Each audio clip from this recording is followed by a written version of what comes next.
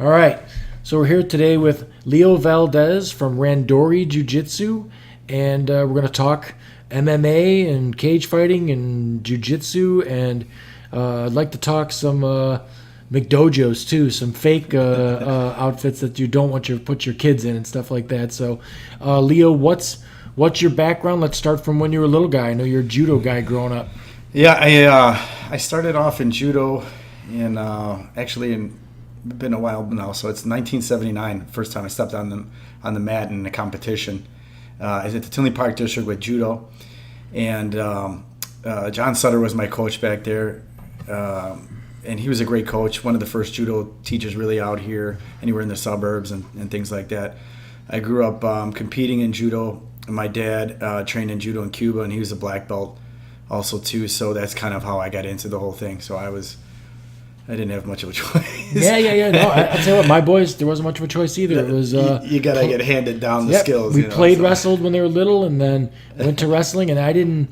My boys were 6 when they started wrestling. I didn't ask them. Right. Here we go. We hand down the trade. Yeah. Right. So and it's continued with mine, but so I was doing judo, and I was in the Park District, and there was a lot of competitions back then.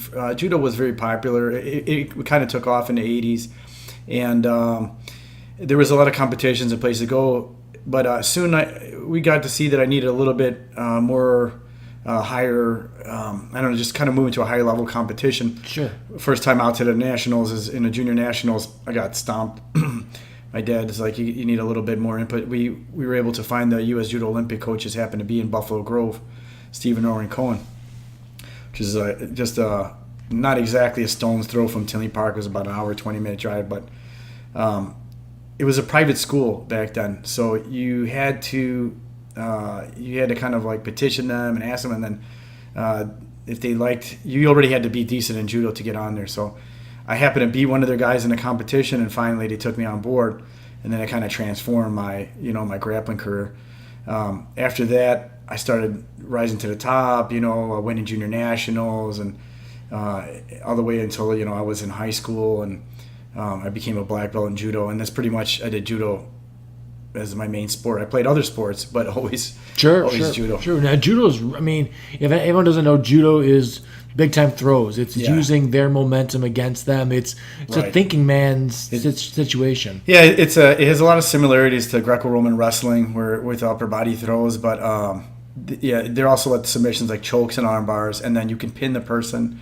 You have to hold them down for 30 seconds, actually. Not both shoulder blades like in wrestling, but you have to have them flat on their back.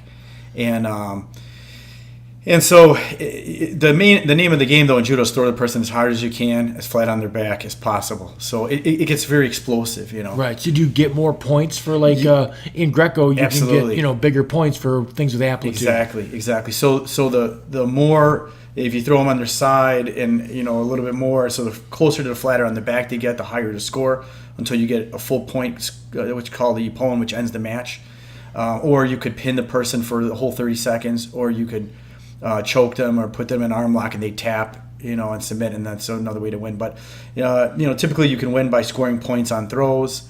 As far as like with the mat work, they don't give you as much time as in something like jiu-jitsu, or definitely, of course, like wrestling to work on the mat. So you'll find judo players have a little bit different tempo in grappling, because they're trying to get really explosive with the throws and trying to end their match. I wish sometimes fast. they give guys a little more time. They should. Even in wrestling, I wish they give them a little time, because I see some referees that they just don't understand what's going on there. And some guys are way better. My boys are better on the mat than they are on their feet. Right. And it's just a style. Yep. Right. If they can just get some time to get to that position, they'll reverse it, and then the guy's in big trouble. Then I got a guy calling stalemate and breaking it up. And and they don't understand the strategies from that point of view. Like, if you want to be a really good referee, you have to be an avid competitor at some point, because in order for you to really understand what goes on in there, you need to understand strategies and when to call techniques or this and that, and stalling. That's a big one that happens too. Is like refs don't understand the strategy to hit somebody who's stalling and be like, wait a minute, you didn't see he was working this. You missed this. His foot position, his hands are a certain way. They always seem to call stalling too right before my guy's gonna it was right there, man. Right, no good. I know. I lived through that frustration too. Right. So judo's a little guy, and then So what's the accomplishment? You said some junior national titles. Yes. So I won in judo. I just did everything that they sent me into. I really didn't have much choice, but I mean, I won the Prairie State Games. I won Junior Olympics. I won nationals a few times. I won American Canadian Games. So I did a lot of stuff as a kid that was available for judo. Pretty much everything was there. A lot of traveling. Yeah. I was doing homework on the plane a lot. Yeah. Nice. That's awesome. Yeah. Man. That's great. It was, and judo's a double elimination competition. So you have to beat the person. A lot of times you got a solid competitor. You may have beat him by a little bit. You're going to face that guy again at the end. Right. And then at that time there wasn't that many guys in it. You probably get to know a lot of your opponents. Yeah, you do. You do. Like weirdly enough, like there's more. I mean, even though jiu-jitsu has become very popular in grappling, like judo's kind of like fallen a little bit by the wayside because they have. The head judo federations have made their rules like so particular that they've kind of cut out every other kind of grapplers. Sure. And I think that the Olympic organizations have done it on purpose to kind of get wrestlers out of there and they don't want anybody else coming in front of the sport. And the reality of it is Jigoro Kano, the guy who invented it, double leg takedown is in the original throws of judo. He has incorporated, so they should have left those rules in there. And it looks like now they're coming back to letting all that stuff in to kind of. Because the Olympic organizations, have been losing money and competitors. Yeah, right. You got to have players if you. Yeah, and a lot of these grapplers, they do several styles of grappling. You got guys who are wrestlers who do judo. Look at Max Schneider. Guys like that. I mean, yeah, they're There's a guy at Iowa, Spencer Lee, and his mom is a Olympic judo champion. Yeah, so comes right from that. Right. It's just like one form. And my coaches, my Olympic coaches, their sons turn out to be wrestlers also. Right. Much. I think he would have rather them be judokas, but they were actually really good wrestlers. But grappling is grappling. It's just right. I enjoy it all. I really do, and I think from the watching that I've done of all of it, I like the separate disciplines watching that better than watching a UFC thing where the guys just almost the punching in the UFC thing. I know that's what it is, and I'm a boxing fan, which is just punching. But I'd rather watch either judo, jiu-jitsu, submission grappling sort of situation, wrestling, or boxing.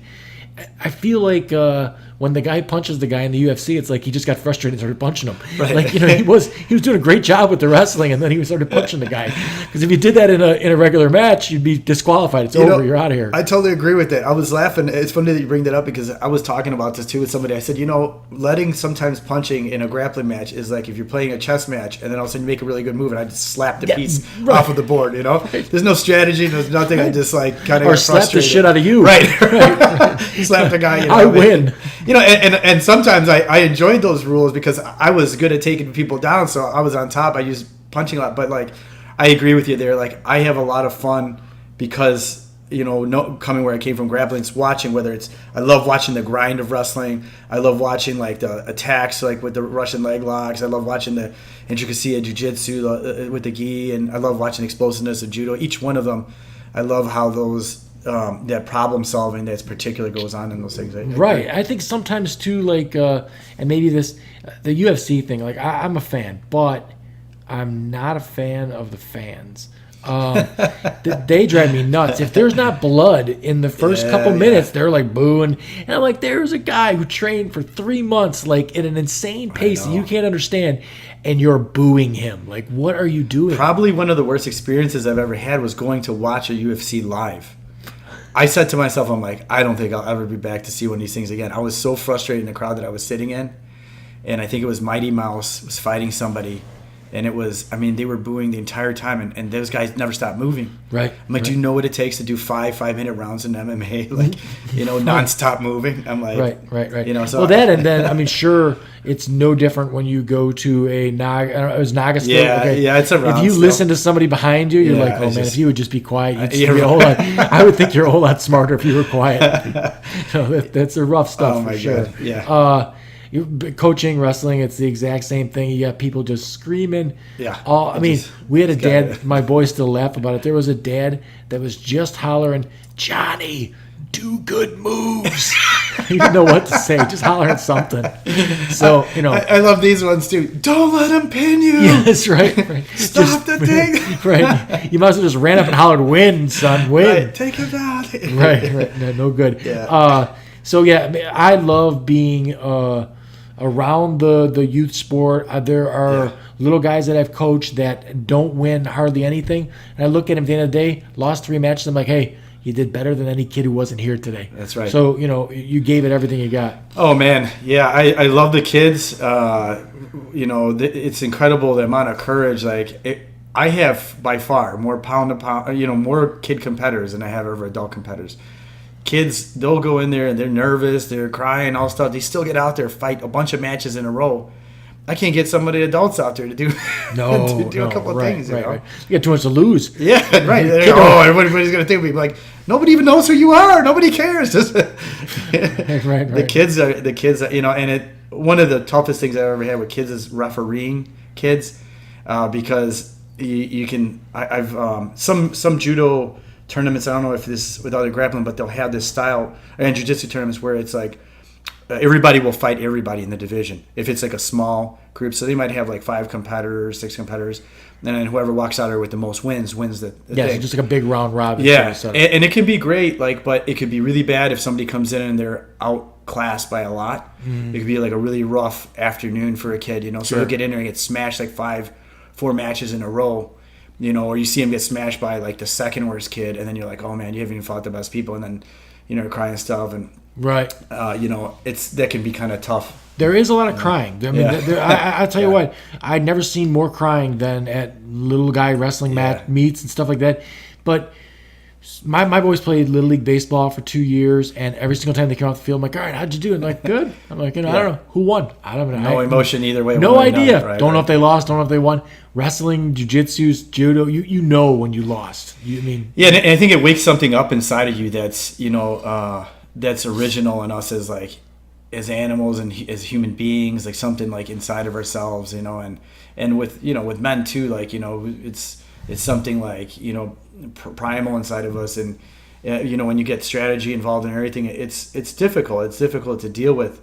But there is something that awakens in you when you grapple and when you do fight and combat sports that is very, very hard to find something that parallels that. I think my favorite thing about all of that, and my favorite thing to put on my sons, was the first times they had to fight off the bottom. Now I know the jiu-jitsu stuff, there's a little bit different, action there, but wrestling, you don't ever want to be on the bottom, right? If you're, especially if you are, I should say, not fighting off the bottom, fighting from your back, right? Like that is jiu-jitsu. You're pretty much comfortable there, and you're learning what to do from there. But everything else, you got to get out of here right now. And I think it's just a good. I mean, like in MMA, even though you can do stuff from on the bottom, like you don't want to be there. It's like an hourglass, you're taking punches. So I mean, like, right. I've always exercised the same strategy when I fought in MMA. Is like I don't want to be on my back. My attacks from my guard position, from my back, chokes and all that stuff. Those are for like life saving, for me to just get out of there. But I always measured a guy's toughness by, can you be a guy who ended up, you screwed up, you ended up on your back, and then keep it like the UFC with Ben Askren. Come back. Holy cow, got picked up, dropped on his head, punched 18 times in the head really hard by a large man, and then still gonna, keep fighting. And that's one of those things when I saw it, I was kind of laughing after the match. I was just like, probably Ben Askren's one of the only people that could have pulled that off to come out of that, and kudos to him for. And as you can see, like you don't have to be like some giant guy like Brock Lesnar and all this stuff to have that kind of toughness. Right. You can look like an everyday guy and have. Nobody's thinking Ben Askren's taking steroids. No. right. Just a regular dude. Yeah, we've talked about that before. He looks like he's just a kid with zero body awareness at all. He's just hanging out. But yeah, spectacular wrestler, tough guy, monster chin on him. Yeah, but for sure. So you went from all the judo stuff, and then where did you transition from there? What went on? Well, judo is it got a lot of similarities with wrestling and stuff, but you wear a uniform, as they call it, a gi, and that can be used against you. They can grab you by that to throw you. They grab it and use it to choke you. It's kind of frustrating at times because it could be like a handle on you, especially if you're a very explosive fighter. Like So you really have to know how to deal with that and use a strategy. Well, I did so much judo, and I felt like so much into the conformity of that discipline for so many years that I just felt burnt out when I was about 18, 19 years old. And so at the time, I started I was going to college, and I was living by myself. I didn't have much cash, and I was offered a job teaching judo because the UFC just came out its first year. And somebody said, hey, they put this ad in the paper, if you teach grappling, so I said, I'm a black belt in judo. Yeah. And then within a couple of months, they're like, you interested in doing we called it no holds barred back then, no holds barred fight. And I was like, sure.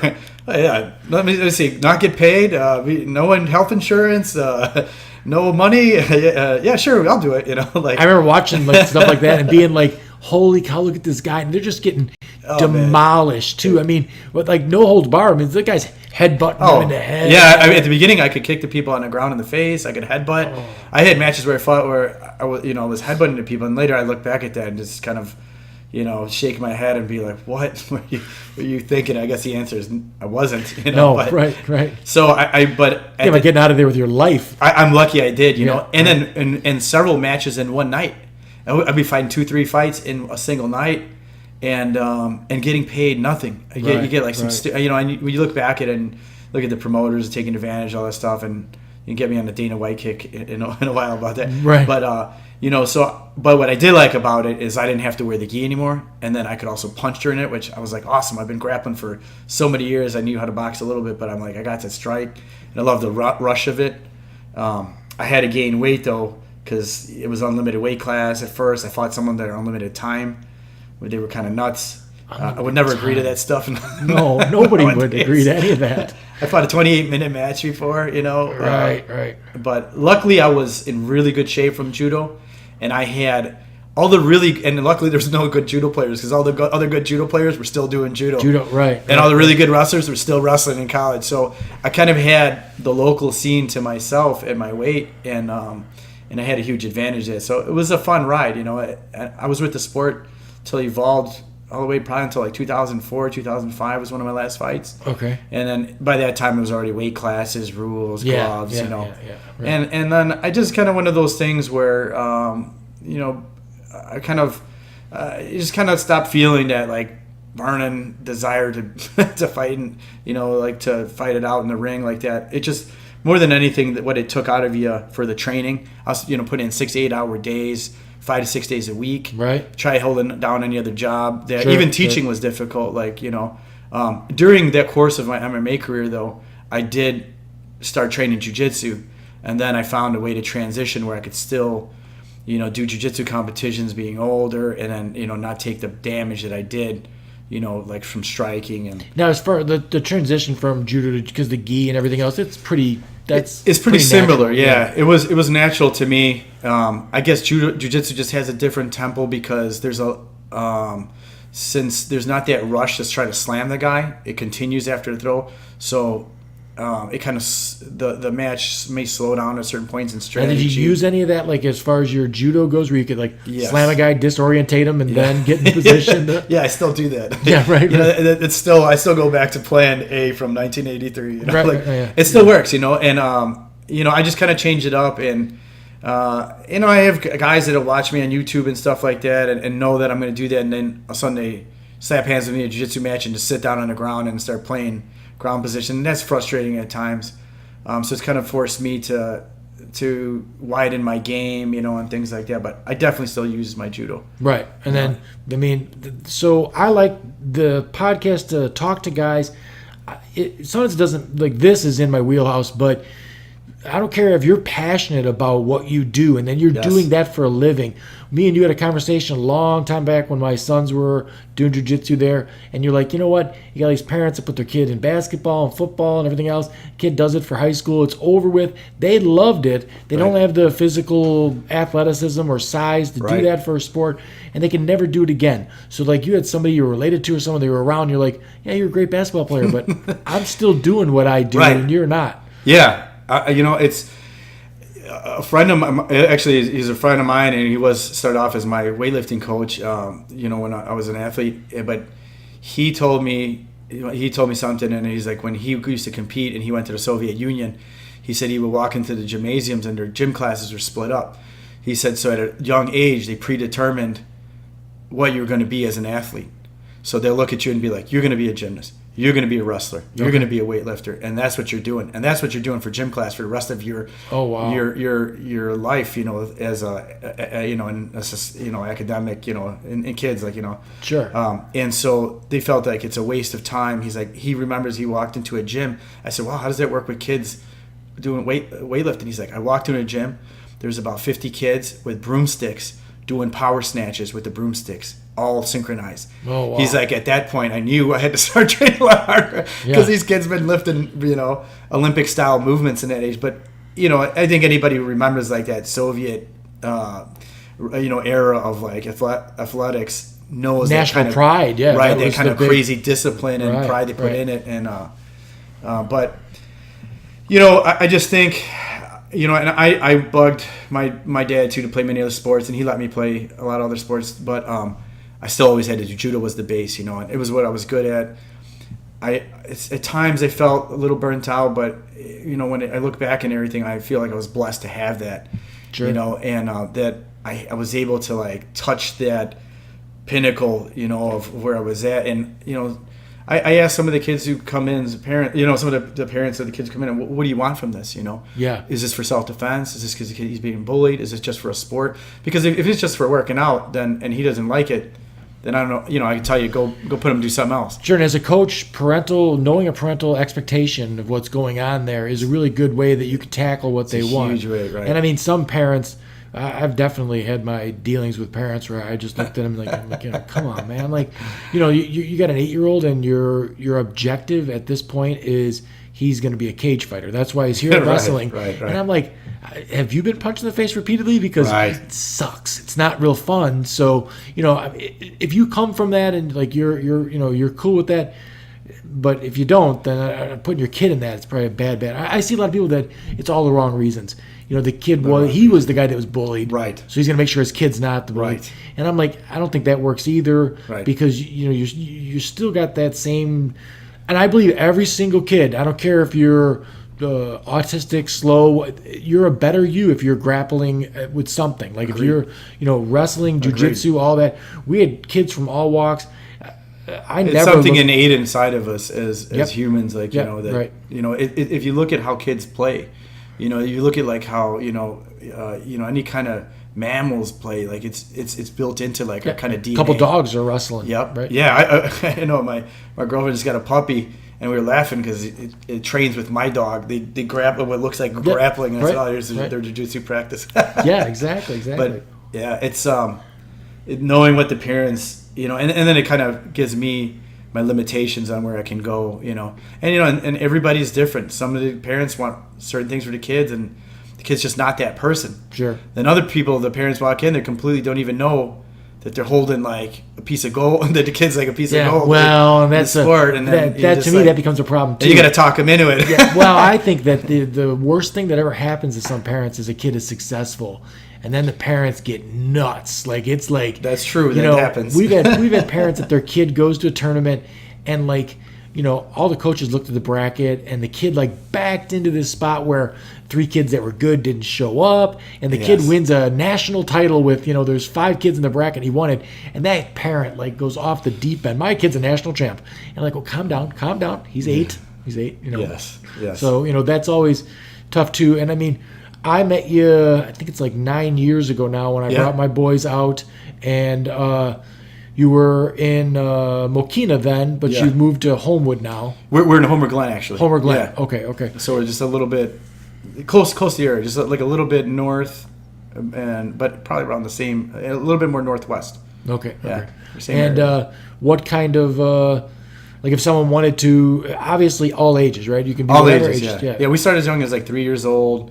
Just a real basic introduction to grappling and jiu-jitsu. You call that little ninjas? Little ninjas, yeah. Right. We call it little ninjas. And we try to get their brain starting to learn how to work their body and coordinate their body, It's a lot of fun, romper housey kind of stuff. Yeah, it is. And you can only hold their attention for about 30 minutes, and sometimes it's a struggle. But, little by little, comes out, the kids that have graduated through their program after a couple of years have really become good junior students, and I mean, like anything else. I mean, you know, if you went to preschool, kindergarten's going to be easier for you, and for, so on and so on. But we got the Little Ninjas, then we had the Junior Jiu-Jitsu program, and then we have our adult program. That starts at like a teenage age. Usually by the teens, they go into the adults. And then we have everything in adults from just people having fun to professional fighters in the place. We really have like a very deep pool to swim in if somebody wanted to go that far. But most of the people in there, they have fun, work out. They love the competition of it. They love the exercise, the self-defense capability, and just like the kind of being part and fun of something, and sure. And it is fun. It's not. It's fun. I think some people look at it like, oh man, I gotta go there and get beat up. As long as you don't have any huge health precautions and stuff like that, it's just going to be a good time. It's a soft mat. Absolutely. Nobody's going to beat you up to send you out of here. The idea is to keep you here to exactly. And I'm running a business, so I'm like, I'm not. It's not a gladiator camp, like where people are forced to, fight to the death or anything like that. It's we try to keep it light, and I try to keep it, we have the guys in there who are in there for stiff competition, and they'll group together, and we got the guys who work 9 to 5s, and they're in there for fun, and they group together, so everybody's gonna go fit and get to fit in a certain way, and the same thing with the kids. We got the kids who want to compete and are really high level competitors, and we got the kids who are there to have fun, and we try to kind of keep it, everybody kind of within their circles, and maybe give everybody a little taste of the other side, so they can might be able to transition. But there's something there for everybody. Right. Sure. Now, do you still do? I think way back when you did like a free little trial period, so someone can give it a try. Yeah, we still have the free trial going on. We have like a 2-day trial. I do offer though to anybody who's having any serious issues being bullied, I offer a free month. Oh wow! To any kid, and we just gonna go on an honor system. So if somebody's really the kid's really getting bullied, they're having issues, they can walk into my gym, sign a waiver. What about an adult getting bullied? Good free month. You know what? Somebody asked me that the other day. I said, you know what? I said I would be down with that. I offered for people from the military and law enforcement and stuff a free month, and the reason I did that is because I thought to myself, I saw a lot of things happening with like the police officers and so many situations. And I'm not saying that you don't have to shoot people at sometimes, but so many situations I saw. I'm like, man, 4 guys to put one guy's arm behind his back. Right. I'm like, this isn't good for anybody. No. Like they don't know what they're doing, and I don't, and then it just looks bad, and it's bad for them. It's it escalates things so much. I thought, man, if you just known. If you would have taken like one season of high school wrestling, yeah, right. Could have subdued that guy, no problem. No one got hurt. Nobody got hurt from either side, Right. So I kind of offered that to try to give a little awareness. I tend to get not such a good. Not so many people take me up on it. More military guys take me up on it. You'd think more police officers would. Yeah, right. But I don't know. I think maybe they have a different idea in their mind what it is. But I'd like a chance to show a little bit more what the benefits are. And I don't know if it's a Chicago thing or what, because in other states, there's a lot of police officers training. Yeah, that is amazing. You would think that would be, because I find all that stuff appealing, the wrestling, the jiu-jitsu, because you're essentially can beat up on a guy without actually beating him up. Right. And he knows and who the man is when you're done, but he's not wounded. He can get right back up again. We can start fresh, all this stuff. And a cop, you would hope that would be the objective, is to get through this without breaking something on a guy. I saw this video on Facebook. There's always other stuff on there. It was a McDonald's. It said cops versus a guy on PCP. The guy was about 5'3", okay, probably weighed 130 some pounds. 3 cops that were over 200 pounds, 6 feet tall. The video lasted about 20 some minutes. Ended up getting cut off at the end. They finally waited for 2 more cops before they were able to get his hands behind his back. Holy cow. The level of sloppiness that they, and it's kind of scary because they're sending guys out there to deal with an armed, assailant or whatever, and they have no skills. Right. And so like my boys wrestle, and they look at most other sports in high school and they just giggle. It's like, hey, you play water polo, which I'm sure it's hard. I'm not taking anything away from anybody or anything like that. My girlfriend will argue because she played water polo, man, and she challenged me. Right, but their thing is when you get out of the pool. I said, but nobody is choking you or punching you, doing stuff physically to you the entire time. Right. Right. I said, when there's a ball involved, then it takes something away from the fighting. Yeah, times are different now too. Like my guys they don't have much time to get in any trouble, but kids don't fight the same way that they used to. I mean, we were fighting all the time when we were kids, and now my guys at junior high school, they've never, besides each other, never had any fights, nothing like that. Where the appeal to the grappling and stuff to me was like, if somebody insults my girlfriend in the parking lot at the school, and I'm a great basketball player, am I going to go look for a ball and show my crossover? That's not going to happen. I'm going to, two double leg takedowns going to happen, and you get trouble. Right. But in the bullying thing, to me, I had mixed feelings on that. I had a couple bullies that were like the big fat kid. He was a couple years older than me, pick on me when I was little and stuff like that. And I felt like I didn't like it at the time, but when I got past it, I felt like it was something that formed me into who I am. Yeah. I thought about it a lot, and I still would rather that it's like it is today where there's less of that going on. Right. But sometimes like parents that get involved and stuff like that, like take them into, Leo here and teach them how to handle their own problems rather than you go talk to the principal and, shame the kid and everything else. That problem will never go away. I mean, it's been here since humans are born. I think it's nature. It's around with animals. Right. You can see like the big dog pushes around, and it's everywhere. That'll never end. And I think that you hit the nail on the head there. Is like the parents have to give the kids the tools to be able to solve the problems themselves. And that's like something that's happening all over in every single aspect nowadays. Everybody they want to just step over like the normal lines of how stuff is supposed to evolve, and the kids don't actually learn these skills. Right. So then they get to the regular world and they run into a boss like that who's kind of a bully. They don't know how to deal with it. Right. They don't know how to. They don't even know how to outsmart somebody like that. Sure. Sure. There's many ways to deal with bullies, and like I tell my guys, I'm like, self-defense starts with your brain. Start anywhere else. Like self-defense is how to get out without getting hurt. It's like, but being able to stand up for themselves is going to translate to something else in life, or and if the parent just oversteps it. I mean, obviously there's situations where where of course the parents got to get involved, but for the regular thing is like, it's just these kids got to learn the skills themselves. They have to. Sure. And I like all of the, you got the jiu-jitsu and the wrestling and stuff like that, because you're there learning a discipline, you're learning a skill, and then there's all these awesome byproducts. Some of the awesome byproducts are you look good, right? You get ripped from doing that sport. I mean, if anybody has confidence, gone out and played baseball or something like that, and you're like, I play sports, go do 3 minutes of grappling and see if you can make it through without throwing up, because it will test you. And the weird thing about it too is you get that adrenaline spike where you forget about the fact that you can't keep up for this long, and all of a sudden that hits you. We're like, I can't keep up. And there's no team to save you. No, right. It's a single, you can't pass the ball on anybody. No, it's just you out there. But and like you said, like there's so many great byproducts from it. You get in great shape, you get confidence, health. Right. I mean, these kids, if your kid's out, practicing, competing, doing this stuff, they're not going to be out drinking like till like late hours of they're not going to be out smoking pot or whatever, like they're going to be less time. Work ethic you're getting out of right. They're going to be less, apt to fall into other stuff, and then like things that become recreational stuff as adult and make adult choices, but you have to have adult minds to handle that. But when they're kids, they kind of fall into these things because it's just kind of, they got nothing to do.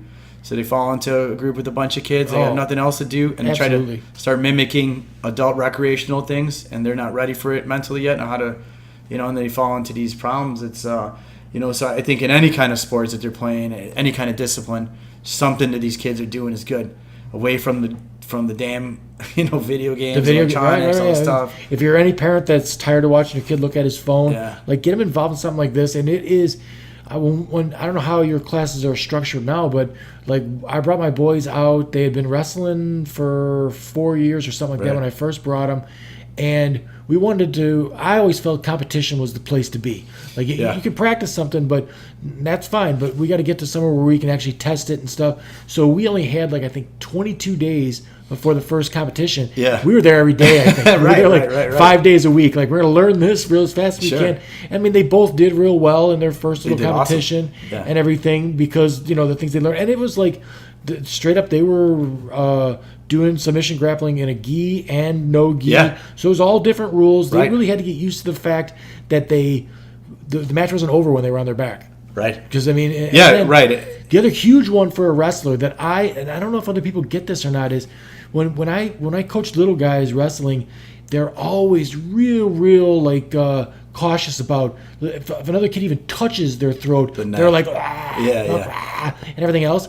My guys were some of those guys that didn't like anyone on their neck. I took them to like 3 months of Randori, and they're like, on my neck. All I gotta do is get them off my neck. So they didn't care about that anymore. It was gone. Funny that you mentioned that, because like that is something that happens a lot with the kids. They feel just somebody put their arm around their neck and they freak out, and then it can scare a parent who doesn't understand that. They'll be like, oh, he was choking. I'm like, no. He had his arm around his neck, but his other arm was underneath the person's armpit. You can't ever strangle anybody like that. Yeah, it's pressure on the neck, on the side, but just no different than any pressure on any other part of your body. Put the kid in that position and then also teach him how to get himself out of that. Escape, yeah. And if you're a wrestler, then now that you're in there, there's no panic. You're just going to like, all right, this is what Leo said to do. I'm going to go ahead and get out of here. So like there's the wrestling and the grappling sport, even boxing, it's like high level decision making under extreme conditions. So like you've got to decide now what to do because you're that's worth like $1 million when it comes to those moments, in those matches. Like one of the most successful jiu-jitsu players of all time, somebody was asking him in an interview, they're like, what was your key to success? He's like, I just practiced escaping from every horrible position that was possible as much as I possibly could. And then it made me not fear being put in that, and that opened up my offense. Right. He's like, then I was able to let loose with whatever I wanted to because I felt like, well, if I would just get put in a bad spot, I know I could get out. Right. But I think like a lot of guys, and a lot of competitors, I know myself, I remember like I used to be feared to get trapped on my back because I was typically a top game player. But when I learned how to deal with being on my back more, and doing chokes, from there in that position, how to get back up. And it opened up my attacks. I wasn't afraid to, like, if I got knocked down or something like that, or I messed up the attack and ended up on the bottom, I could get back up. Right. Those metaphors go for everything in life too. Everything. You can get knocked down at a business meeting or something like that by somebody, and you got to keep. If you spaz out in that moment, it's over. But if you can keep cool and learn how to get yourself out of this, make decisions under duress, it's a good thing for any job. Yeah, and I think that's one of the reasons why grappling. Why I always advocate grappling as like such a great self-defense, but also something for kids to learn because Rickson Gracie was like a big icon of jiu-jitsu. He said it, and I'm gonna distort like kind of the quote, but he said something basically like, in grappling, like we live in some of the worst possible situations you can imagine, where we were smashed, crushed down, hardly able to breathe, and we learn how to survive and come out of there and thrive from that situation and get back to the top. And I thought to myself, I'm like, man, if there's not such a great translation to like life, if you can imagine, and I try to tell my class stuff, I'm like, you guys imagine that, life is that way. You might get bad grades on the test, you might be in trouble, but you got to work hard, you escape out, you get back out and on top. And you survive, right. And so you overall did it once, mental, you do it again. and then there's got to be a mental health issue too with if you're dealing with depression or if you got a kid that's HD or ADHD, all that kind of stuff. Like Peyton was that kid that was like super bouncy and it was moving all over the place all the time. Wrestling and grappling calms them down. All that other stuff. So I think there's a lot of people that deal with depression, and it's because you're just sitting in the basement playing video games, eating Cheetos all day, and your body's an animal. You're supposed to be chasing down rabbits and stuff to eat. You're not doing any of that, so you're depressed. Well, it's actually I'm in like an early stage. I kind of took a little bit of hiatus because I became busy with work and stuff. But I was writing a book about that, and basically what it's based on is how kids are nowadays.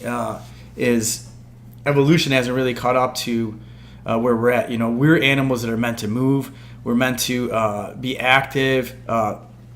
kind of like natural selection has made it so that you're supposed to have more energy. You're supposed to, be more alert, more ready to go. All these things help you survive, help you work harder. That's how we got here. That's how we got here, right? Well, now all those things kind of counteract you in society, because now, my kid my kid has done MMA sparring, jiu-jitsu sparring, played a whole football game, went swimming all in the same day and still had energy, Right. And then I'm trying to explain his teacher why he can't sit still. I'm like, you're used to a different type of child, Right. But now these kids are expected to sit there. They're taking away recess from them. They don't even do gym class every day.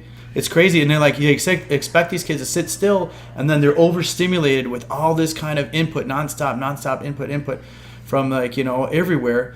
And then the kids who are genetically, and like naturally selected just through evolution to be stronger, and just straight across the board, as humans we are expected to have more energy, to be more alert, all this stuff. Right. Now, all of a sudden, overnight, it's kind of flipped, and now we're expected to sit still for 8 hours, even like everybody in the workforce, sitting still, going to work 10 hours a day, sitting in a desk. Man, I'm really lucky with what I do, because I don't have to do that, and I feel, it's a tough thing to have to do, and Sure. Some people, they got no choice. That's how you have to make a living, but that's not as human beings as we're meant to live. I was always surprised. I come from a construction background, and I would go on this yearly fishing trip. Now, all the guys were a little older than me and everything else, but they all worked at like Xerox, where they were just sitting behind a desk all day long.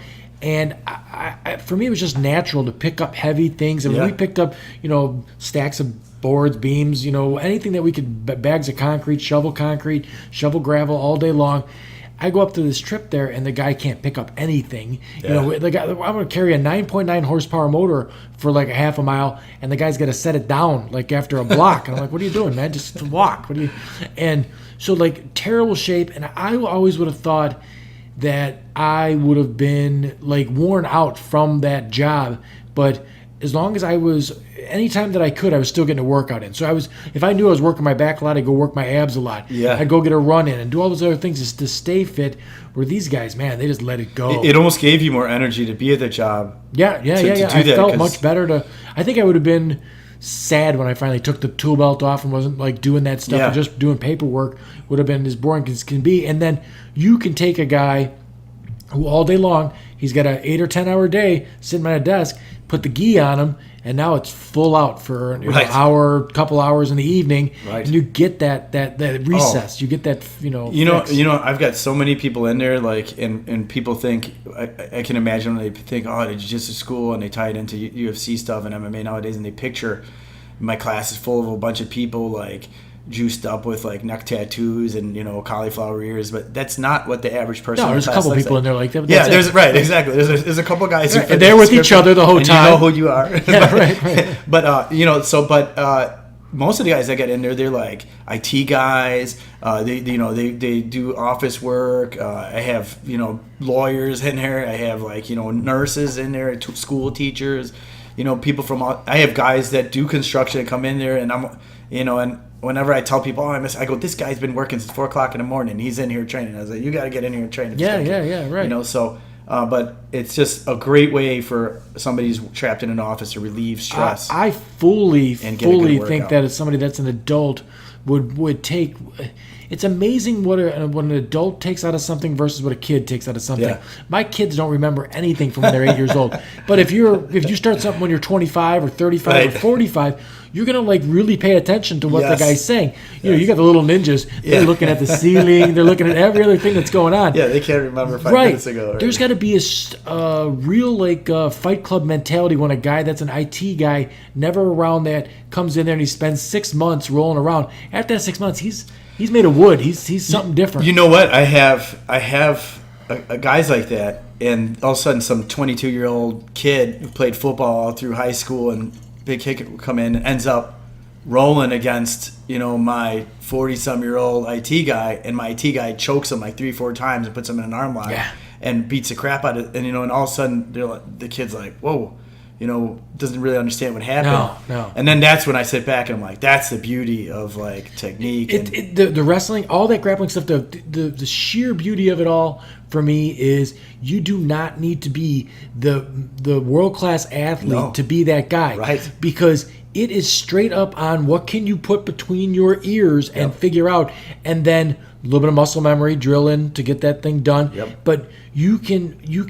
It is seriously one of the only sports that the harder you work at it, the better you can be at it. Yes. If you're playing basketball and you're a little tiny guy, you can work all you want. It's still not going to work out. Yeah, and that game is designed for those people. Like the cool part about grappling is that there's so many different strategies that you can take, and that there's no like set. I don't have to put the ball all the way 10 feet in the air. I don't have to be able to fit this certain position and do stuff like that in the field. I can bend my environment the way I want it to. Sure. And like I talk to my adult guys all the time. I was like, hey, you're going to run across guys who are 6'4". You're going to run across a guy who's 5'4", who's 250 pounds, 5'4". Right. Good luck shooting a double on that guy. Yeah, he's a fire hydrant. Yeah, maybe you're going to foot sweep that guy. The guy 6'4", like, when he gets you down to the ground, he's going to maybe try to wrap around you like a snake and choke you. Like you got to learn how to deal with these different types of people, and you develop depending on how your body is. I always tell people, I'm like, I'm going to teach you all these techniques. Certain ones are going to adapt to you better. So everybody's got to find your own style, but it's like a living art, and that's the beauty of like grappling. And I love too, like, and it was a point that you said earlier, like, you could totally beat somebody up without beating them up. Right. And I say that to the parents who don't come in looking for somebody for self-defense or bullying. I'm like, look, your kid's going to be able to stop this guy from beating him up, be able to throw this bully down, control him, and not put a mark on his face if he wanted to, and not really get in trouble, in school. Right. Nobody even know what happened. Right. I would think that, and I mean, I don't know, but I would think that a lot of great friendships have to grow out of that place. Sure. Because some of the best friends I had, I got in fights with them. Either I got beat up or they got beat up in the fight. Yeah. But the thing you respected was the guy didn't quit. He kept going, all that stuff. So you're like, yeah, I kind of same sort of things going on there. We get along real good. I mean, I've seen Bobby and like DJ and stuff like those. Those guys all seem to like really, truly, truly like each other. It becomes like a family, and I think that being under those situations and like that combat, it has a way of bonding people. That competition, that especially that like one-on-one physical competition like that. Well, see, I'd like to see more people get involved in those things for whatever reasons there. If it's social, if it's like, hey, I'm a little bit socially awkward, I don't make friends real well, that's a good place to go to actually make some friends. Yeah. I mean, I've seen some mousy people that were not very socially, inept. I've had kids walk in crying, like stepping on the mat for the first time, like barely scared to open their mouth, talk, like have turned out to become lions. Like they end up with friends in their group. They slowly build it, and the only people ask me like, oh, what's the keys to success? And I'm like, I tell everybody straight across the board, one key to success that I've seen in 40 years of grappling is persistence. That's it.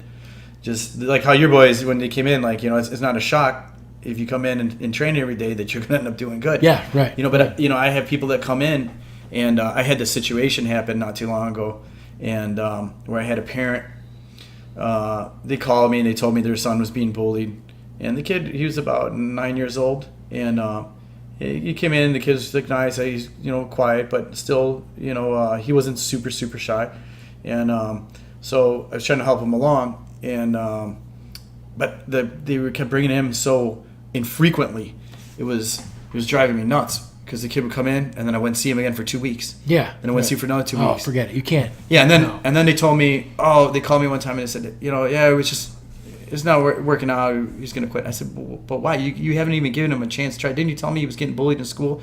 You haven't even given me a chance to give him the tools to defend himself. It's not a pill. You can't just come in one time and take it. Right. You haven't given your son the chance to get the tools to defend himself. Well, okay. And I finally convinced him to come in and try to class more. So I had him into class, and he just kind of had wasn't paying attention, doing his stuff, and the same kind of schedule started again. They were bringing him once every 2 weeks, and then the kid is just goofing around doing stuff, and so I got on him like a coach does. hey, I'm like, stop talking, pay attention, let's go, get up. What do you mean you can't do those push-ups? You do those push-ups now. I mean, that's my job. I'm a martial arts coach. My job is to make you tough. When you get out there, the world is going to be tough, and the situation is going to be tough. Bullies don't talk to you sweet before they kick your ass. Right. So, I'm on there, and then the mom happened to be there, and then the guy called me right after practice. He said, he's our son. We're canceling the class for son. He's not coming back anymore. So why is that? Well, we said that you were yelling at him and tell him to get up and all this stuff. I was like, yeah, that's correct. Were you there? And he said, no, my wife was there. I said, well, she should tell you that. What happened? He said, yeah, well, it's just, I don't know. He has a hard time handling that stuff. And I said, well, listen, I said, you got to let me do my job, and this is the way that it evolves. All coaches, are able to, stuff. But I told him, I go, aside from that note, I go, let me just tell you, and I normally don't go off on people, on business clients, but I said, this really aggravated me because I felt like this kid, he's going to continue to get picked on, and the problem's just going to get now swept under the rug. So I said to the parent, I said, you know what? You're actually doing him the injustice. I go, what if I only took my kid to their elementary school classes once every 2 weeks, 3 weeks? How do you think that they would fare in there? How do you think their math grades would be? How do you think their English? Like anything. I mean, you don't practice. I said, you're not giving a fair shake. I said, why is he coming so inconsistent? Their response to me was like, well, our schedule's really busy, and the other kids have all their activities and stuff. I said, well, so how come their activities are so much more important than his? Right. I said, it sounds like the other ones are in their sports, are doing great stuff, but here's this kid who's really struggling, getting bullied and beat up at school. It's going to have a psychological impact, and you're not even giving this kid, right. It was like fell on deaf ears. Yeah, this stuff is not a part-time hobby. It's a lifestyle. It's a lifestyle, right? And if you can get your kid into that lifestyle, it's a great lifestyle. It is. There's so much discipline involved in it and everything else. Every kid needs something to identify as. I mean, the godsend for you is probably identifying as a judo player. Yes. That was the thing. Like, that's what I am. That's what I do. Right. I mean, because think of all of the myriad of things that a kid could identify as. Could identify as a stoner. Could identify as, a hippie. Could identify all kinds of other things that aren't as productive. The last thing I want my kid to identify as a gamer. Yeah, right. And I know there's going to be kids out there that really enjoy that, and probably, I hear they're giving scholarships for that now. But really, I know. But I would really rather see my kids identify as this, and it just keeps them out of trouble because there's always a kid looking to identify as something. And the other ones are, I'm going to identify as the class clown if I can't identify as something like that. So get them on the right path. But you, as a parent, we have parents that come in for wrestling. They bring little Tommy in. Tommy's wrestling for 2 weeks, and then Tommy doesn't show up anymore. So we call, hey, where's Tommy been? Yeah. And they're like, well, just doesn't seem to be Tommy's thing. And I'm like, wait a minute, Tommy's 6, right? And they're like, yeah. And I'm like, Tommy doesn't know what his thing is. This conversation sounds familiar. Right? Tommy doesn't know what his thing is. You're a 35-year-old adult. You need to make it his thing. Right. This is his thing. I mean, if you're going to sign a kid up for something, you're not getting the money back. So bring the kid in for the entire time. Yeah. Put him really into it and see where we can go with this. But as an adult, you got to make decisions for your kids when they're little. I don't care who they are. I mean, I agree with you 100%. I have this conversation all the time. I said, that's why I tell them, I'm like, what is this for? Because if what you want is him to learn how to defend himself, then you got to bring him whether he likes it or not. Because they don't want to eat their vegetables. They don't want to go to sleep at night. They don't want to do their homework. Right. I mean, like, kids will do whatever they want to do. I mean, exactly. They don't know what, like, so that's why I ask him. I'm like, if you just want him to just exercise, have a good time, fine. Then I guess there's other things for them. But if you want the kid to have these things that you talked about, this focus, this discipline, this work ethic, and the other thing is just like, I mean, if your kid's wrestling competitively, that kid's going to college. Right. You know what I'm saying? I mean, like, that kid is going to do good at school because my kids get good grades because of wrestling. They don't like to lose. Yeah, no. They're very competitive, and that translates to other parts of life. If they get a bad grade, they're like, inside their mind, they feel like that failure feeling that they dislike. Sure. So it's gonna reflect in all parts of life, and there is a direct correlation I see in all my classes. Like, my best students, my best grapplers are also top academic students. Yeah, right, I mean, and people who don't understand that, like, haven't been around that, but it's just like the mindset it creates. Right. And it builds a healthy body and a strong mind. Like, you're not going to want to be out, partying, like, every night till 4 o'clock in the morning if you got to be training the next entire day, Sure. That's some of the stuff that I like one of my new favorite things is the videos that are on YouTube of there's all kinds of places you could take your kid. Don't take them to the karate place or some of the stuff where you're breaking boards. And when I see some parent on Facebook put their kid on there and he's got the little belt and he's making the karate chop hands, I think to myself, okay, I guess it's better than video games, but it's still such a colossal waste of time. That kid goes to get in a fight with that stuff, and that's not a thing. Like that, Bill. Like I run into that so often, and I'm like, I don't know how these guys sleep at night. They run around, they run circles around me business wise. Yes. I mean, their schools will be making like $250,000 a year, like, because they'll be selling belts at the promotions. Like, it'll be like $300, and every so many months to get promoted. I mean, I have 7-year-olds with black belts that can't tie their belt. I had one, and I told him, I was like, right, not black belts. You gave black belts. No, not that I gave black belts. Right. It came from Taekwondo, karate stuff. Right. And I'm not saying that all the schools are bad, but unfortunately, it's become a trend of these. Like they call them the McDojos. Like, yep, the McDojo. I love the videos, man. They're something like this, and the kids like breaking all this stuff and everything. And the minute there's a scrap, it's over. Like that, all that shit's out the window. Because if I don't grab him right here by his lapel, that he isn't trained for the rest of that. So. I have him on MMA sparring class where kids who do have skills in Taekwondo and karate can still exercise them and then learn how to incorporate them in grappling, like in a safe MMA sparring. But I have kids that come in and they're like, my son's a black belt and his second degree, and he's won all these trophies. I didn't realize a ricotta, which is like a dance form type, movement and stuff. And he's won these championships and all this stuff. I mean, these kids' trophies are bigger than mine. Yeah. Well, that's how they're making $250,000. Oh my God! It's on success. It's fake success. Fake success, right? And fake confidence. And right. Then the kid comes in, and I put him against. My daughter's getting bigger, but I used to put him against my daughter. And I'd be like, Angelina, Angelina would throw these kids all over the place, pin them, like put them in complete whatever she wanted butter. to. Just play with nothing. Them. Right. Just straight grappling, just grind this, and the parents would be blown away.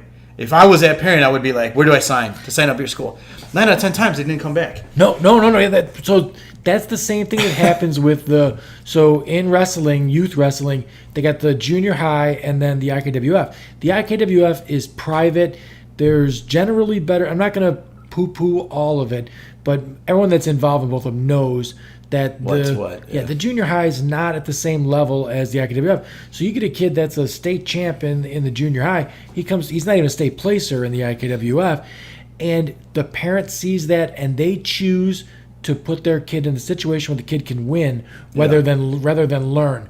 And that blows me away every time. I don't understand it at all. Yeah, I guess that there's instances that to help certain kids boost their self-confidence for a little bit, but like it can't be the crutch to go to all the time. Eventually you have to face the reality and the music of it. I don't know how crushed you'd be when you found out that all the confidence you had was fake. It's all just not there. That's Rocky 3, right? Like, when he had to actually get up to the level of Clubber Lang. Right. The Rocky movies are corny as all hell, but there's always that message in there. There's a message. Yeah, right. I mean, I like the speech he gives where he goes, this kid's going to be the greatest kid. You know what I mean? And it's like the whole thing's not about how hard you can hit. It's about how hard you can get hit and keep moving forward. I've had my kids listen to his speech, because that is, what a realistic life lesson. Right. I mean, because we can't control the things that happen to us. And I told my kids that sometimes. Like, look, I said, stuff happens. I said, what are you going to do?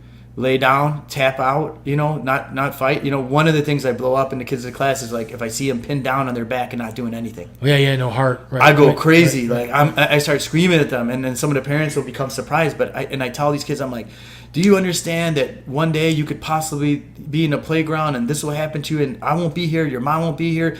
Teachers, I watch videos all the time. The kids get beat up in the hallways of their high school, not a teacher around. The kid will get knocked unconscious, be laying there. I saw one horrible one where this girl was having a seizure. She got knocked unconscious. Everybody ran away, not a teacher there, nobody. Right. And she got beat up by this girl. I said, one day you could be in that situation. I said, and if you don't, I said, you could be seriously hurt or lose your life. Sure. I said, so for you to stop fighting, there is no quitting when you're defending yourself out there, and like if you think about that in life, just period for all your life things. I mean, we all get down and things that happen, but like, you got to reach the limit where you're like, okay.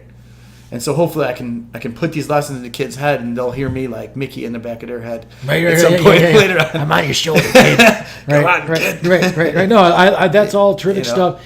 But like, if I'm talking to a parent saying like, where I would advise you to take your guys, it'd be to someone like Leo. You got to do. Thank you. You got to do some research, because research. There's so many hokey and I'm sure if you're bringing $250,000 in, you can make it look good. You can polish that turd up where it looks like the real deal. You know what I mean? Like I don't know. You have way more experience in the martial arts background. I'm just a guy looking in the window. Anyone that they're breaking boards or breaking blocks or any of that stuff, that's not a thing. That's not something. Yeah, I mean, like, I guess there's places out there that have validity. I mean, like, I have friends of mine who had trained Taekwondo that became MMA fighters, and they learned Taekwondo in a different way, that they were able to translate it into, like, good fighting stuff. What you want to watch out for is, and all in all, like, I mean, of course, I'm going to have my favorite, disciplines of grappling stuff, but all in all, I'd say, like, the kid does love karate. If he does want to do Taekwondo, look for a place that the person teaching it has accomplished something or has produced, accomplishments of something, and that you're not sucked into some kind of crazy, guaranteed program where 3 years and I guarantee you a black belt. Because how could you do that? Like, I go to a university, like, and they say, yeah, you're probably going to graduate in 4 years with a degree, but there's a guaranteed? Of course not. No. If you do your work and you do everything you're supposed to do, yeah, but if you don't do your work, don't show up to class, or like you flunk all the tests. Sure. But a lot of these places, they'll just, so if you feel like the kid's just getting pushed for it, and a lot of these parents know it, and they just don't want to speak up, and they don't want to, I don't really blame the parents so much, like, because some of them really don't know any better. Some of them themselves are completely clueless. What really, like, just turns my stomach is these guys that own these places, and they know where they are, like, and are just taking money, and they know the kid's not ready to defend himself, and it's like, for me, I can't sleep at night if I know, like, I hear this kid's getting bullied, and I'm like, and he's slacking off. I'm like, I'm going to be all over that kid, making sure I give the kid attention and getting him up to speed, because I know that his confrontation is going to be different than somebody else's. But I don't know how these guys sleep at night, like, just,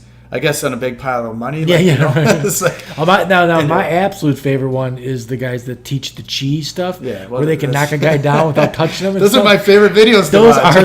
Oh my god! What blows my mind is even more than that is the amount of people at it's a cult. Students they have. Yes, it's a cult. It's totally a cult. Their classes, they have, like, there'll be like 40, 50 people there to pay for that. Who would not want to learn that?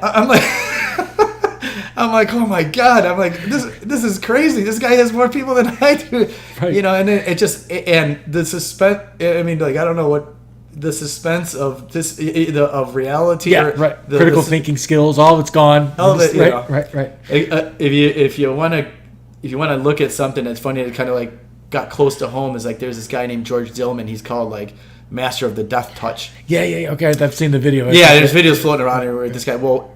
Some years back when jiu-jitsu was becoming popular, they were interviewing this guy, George Dillman. I guess he had a school in Chicago.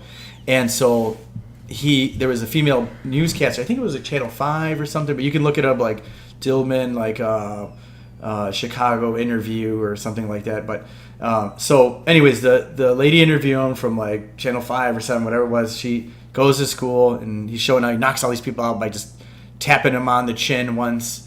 And they pass out, and somehow everybody gets woken up with a giant slap to the back. That's another one that kicked. I worked as an EMT for many years. I never used that technique, but so they said, okay, well, we decided to bring him to another place, and it just so happened to be at Carlson and Gracie Jiu-Jitsu Academy. Right. Mysteriously, he couldn't knock anybody out with a death touch. Now they were just sitting there, not doing anything, and he would come up and hit them in the chest, with his finger, and then he said, well, these guys are the kind of trained athletes, so they're not receptive to your normal thing. I'm like, yeah, he was. I saw once where he was like saying that if your adrenaline is not up, where you're like, feel like you're in danger, then it doesn't work and stuff like that. Like, those are just, but they are.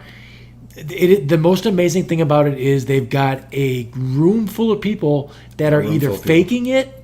Because they're falling down and everything else. I think I equate it to the same thing as those healers that Sure. put their hands on them and everyone falls down, Everybody like falls down. pins in a bowling Yeah. alley and everything else. Right. Like there's something going on mentally there that is For sure. Yeah, I mean, You know, it's like amazing. kind of like a Jim Jones type, cult thing Yeah, where drink everybody's Kool-Aid. drinking the same Kool-Aid, like where they've almost convinced themselves. And I know, and I'm a student of psychology, and like I know that the mind is a really powerful thing. Some of these people, I think, fall into these beliefs that their arm is frozen or whatever. Or I don't know how they do it, but it's somewhere along the line when they first encountered it, they had to have. I don't know if like they hypnotized them or something. Yeah, I don't know if they want to believe it so bad that they just make it happen, but I just it blows my mind. They're so entertaining to watch. Though. No, they are. And I don't want to be the guy that's like poo-pooing every other thing, but like if you take a young man and you put him in with what you're teaching, and you take a young man and you put him in with a Taekwondo guy, there's a big difference between a points match, Yes, where you're just scoring 3 points or whatever, 5 points, whatever those are, for a strike or whatever, and then a fight, right? Because every single point in one of those, the action is stopped right after the point, and then you're back at it. So like the thing that you're doing simulates an actual scuffle more than that does. That's why grappling is so effective. I try to tell people that all the time. I said, hey, striking is great for the kids. I said, but at that size and that age, none of these kids have enough power to knock anybody out. No. You know what I'm saying? And I'm always amazed by the people that can't, even in the UFC, coming from doing some boxing. To watch a guy throw a punch, I'm like, man, dude, you're not using the outside of your shoulder to snap that jab at all. Nothing is, I know. like, who taught you how to punch anybody? I'm afraid It's you're amazing, going to break your wrist or something like that from what you're doing.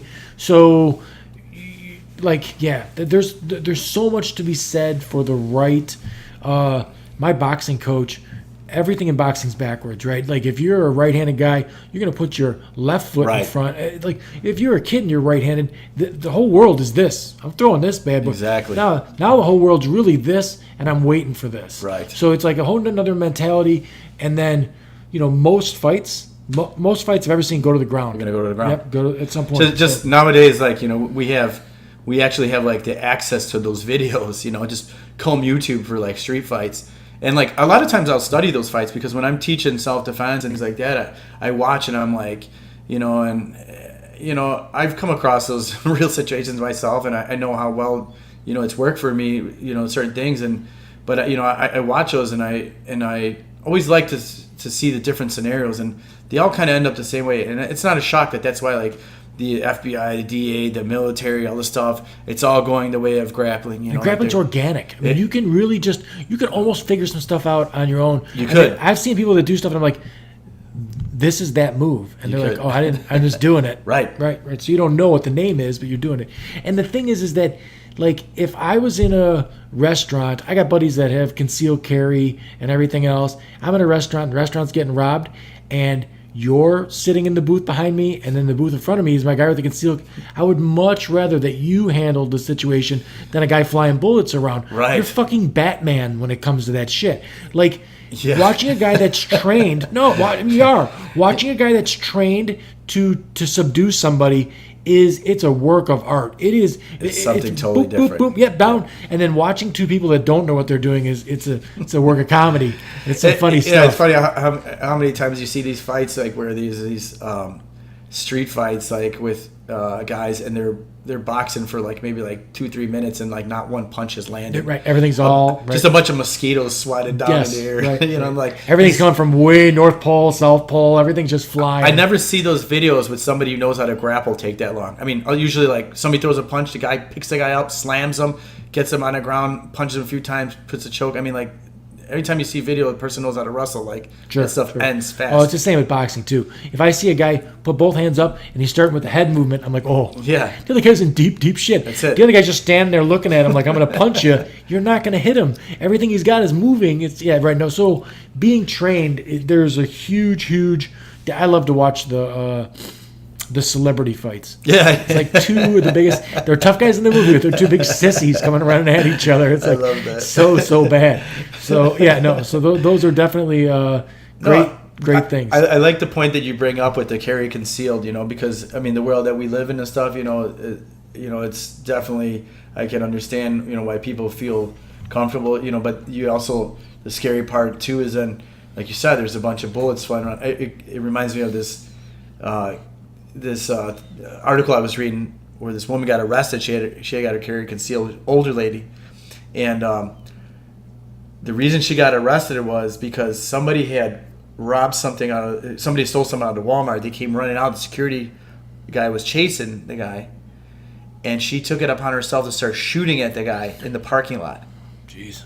Okay, just so and I thought to myself, oh my God. I'm like, first off, why are you're shooting? You're gonna take someone's life over some shit they stole that you don't even know. Yeah, what you don't really right. happened, It got nothing to do with you. You're just gonna shoot. Like, you watch too many movies. What are you doing? Yeah, that's a human life you're gonna take over that. I know. And secondly, if you're a cop or someone who's trained with a gun, there's the 21-foot rule. Yeah. So a guy with a knife and a guy with a gun, that's a guy with a holstered gun, right, and a guy with a knife that's ready, if he's within 21 feet, the guy with the knife wins. Well, I mean, I had that actually happen with a student of mine, and she was a female deputy for Will County, and she had this incident happen, and she moved and she got married and kids and stuff, so like kind of regular life took over. But she was a student of mine.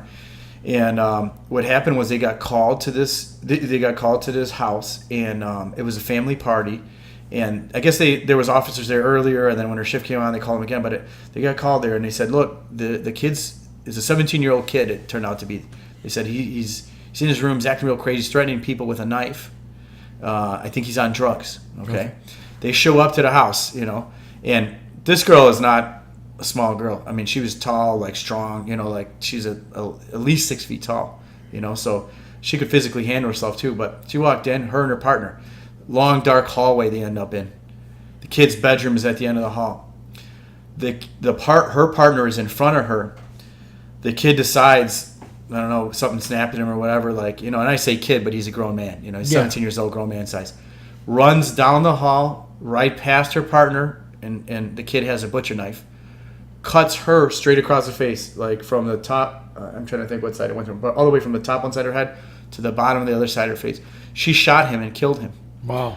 And you could read about it. It was like in the newspaper about this Will County deputy. Actually, she was at the time, and unfortunately, she killed us. People. There's this backlash. I can't believe you shot this kid. I'm like, no idea. And then her partner froze up. Right. And here she was, and getting plastic. She had to get several plastic surgeries, stuff like that. And she told me, she's like, what, Leo?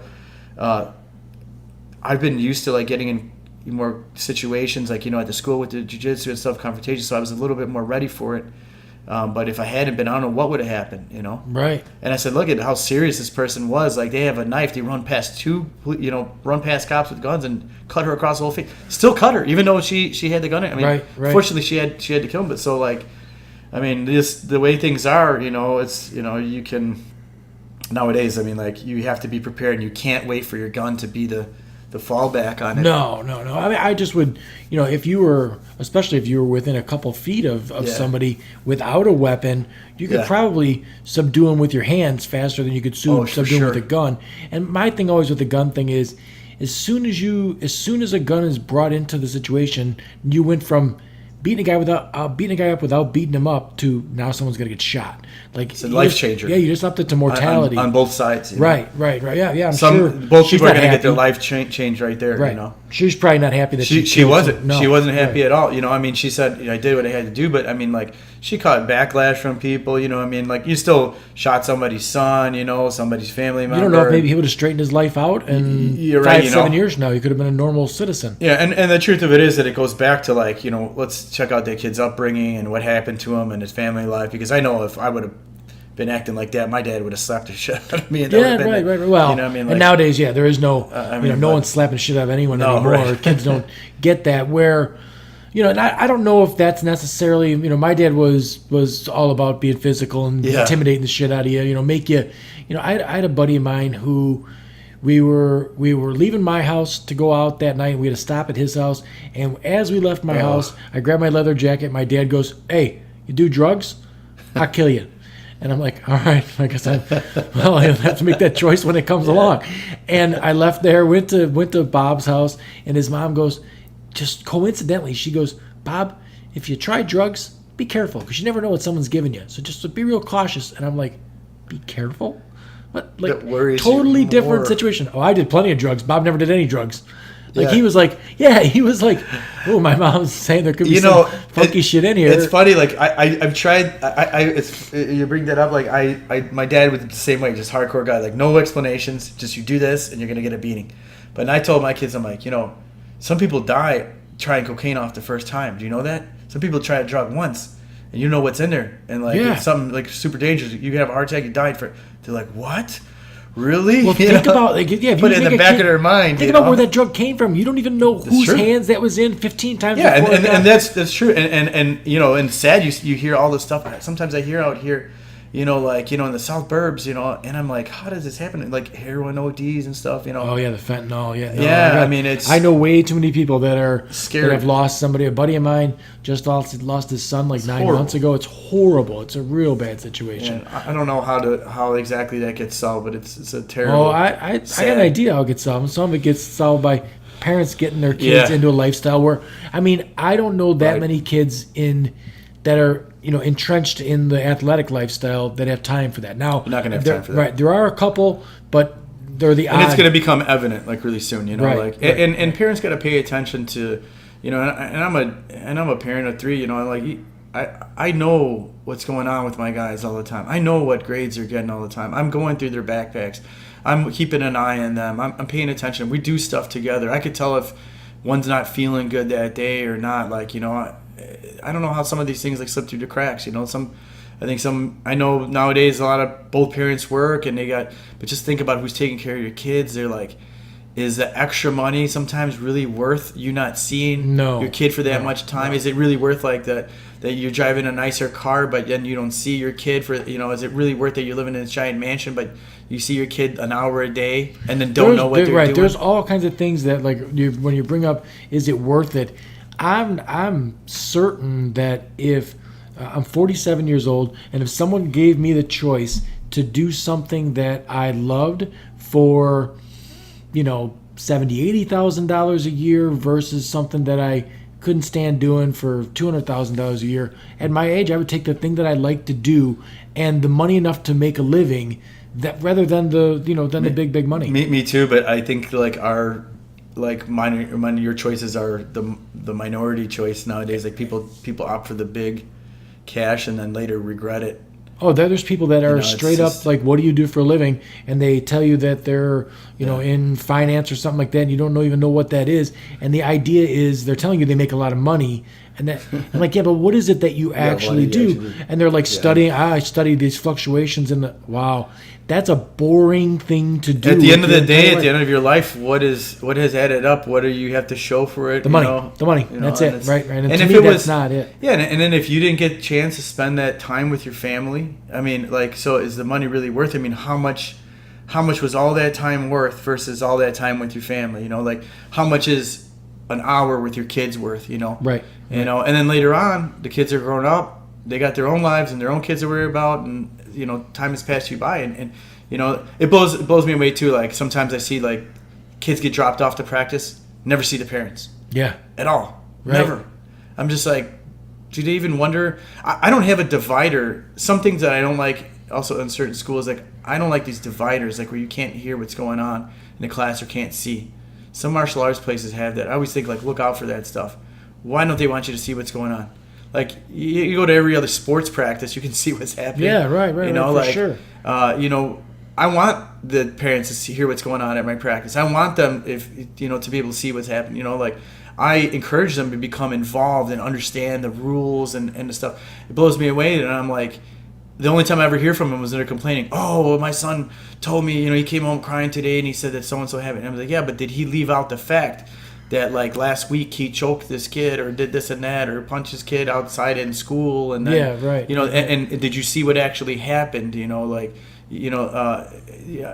it's like always people got to watch their kids, they got to spend time with the kids.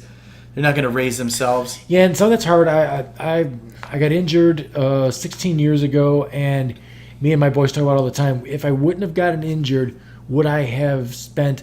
I was a general contractor. I was working sometimes 80 plus hours a week between in the field work and sales and everything else that I was doing. It was a lot, and it was chasing a buck. It was just chasing a buck all the time.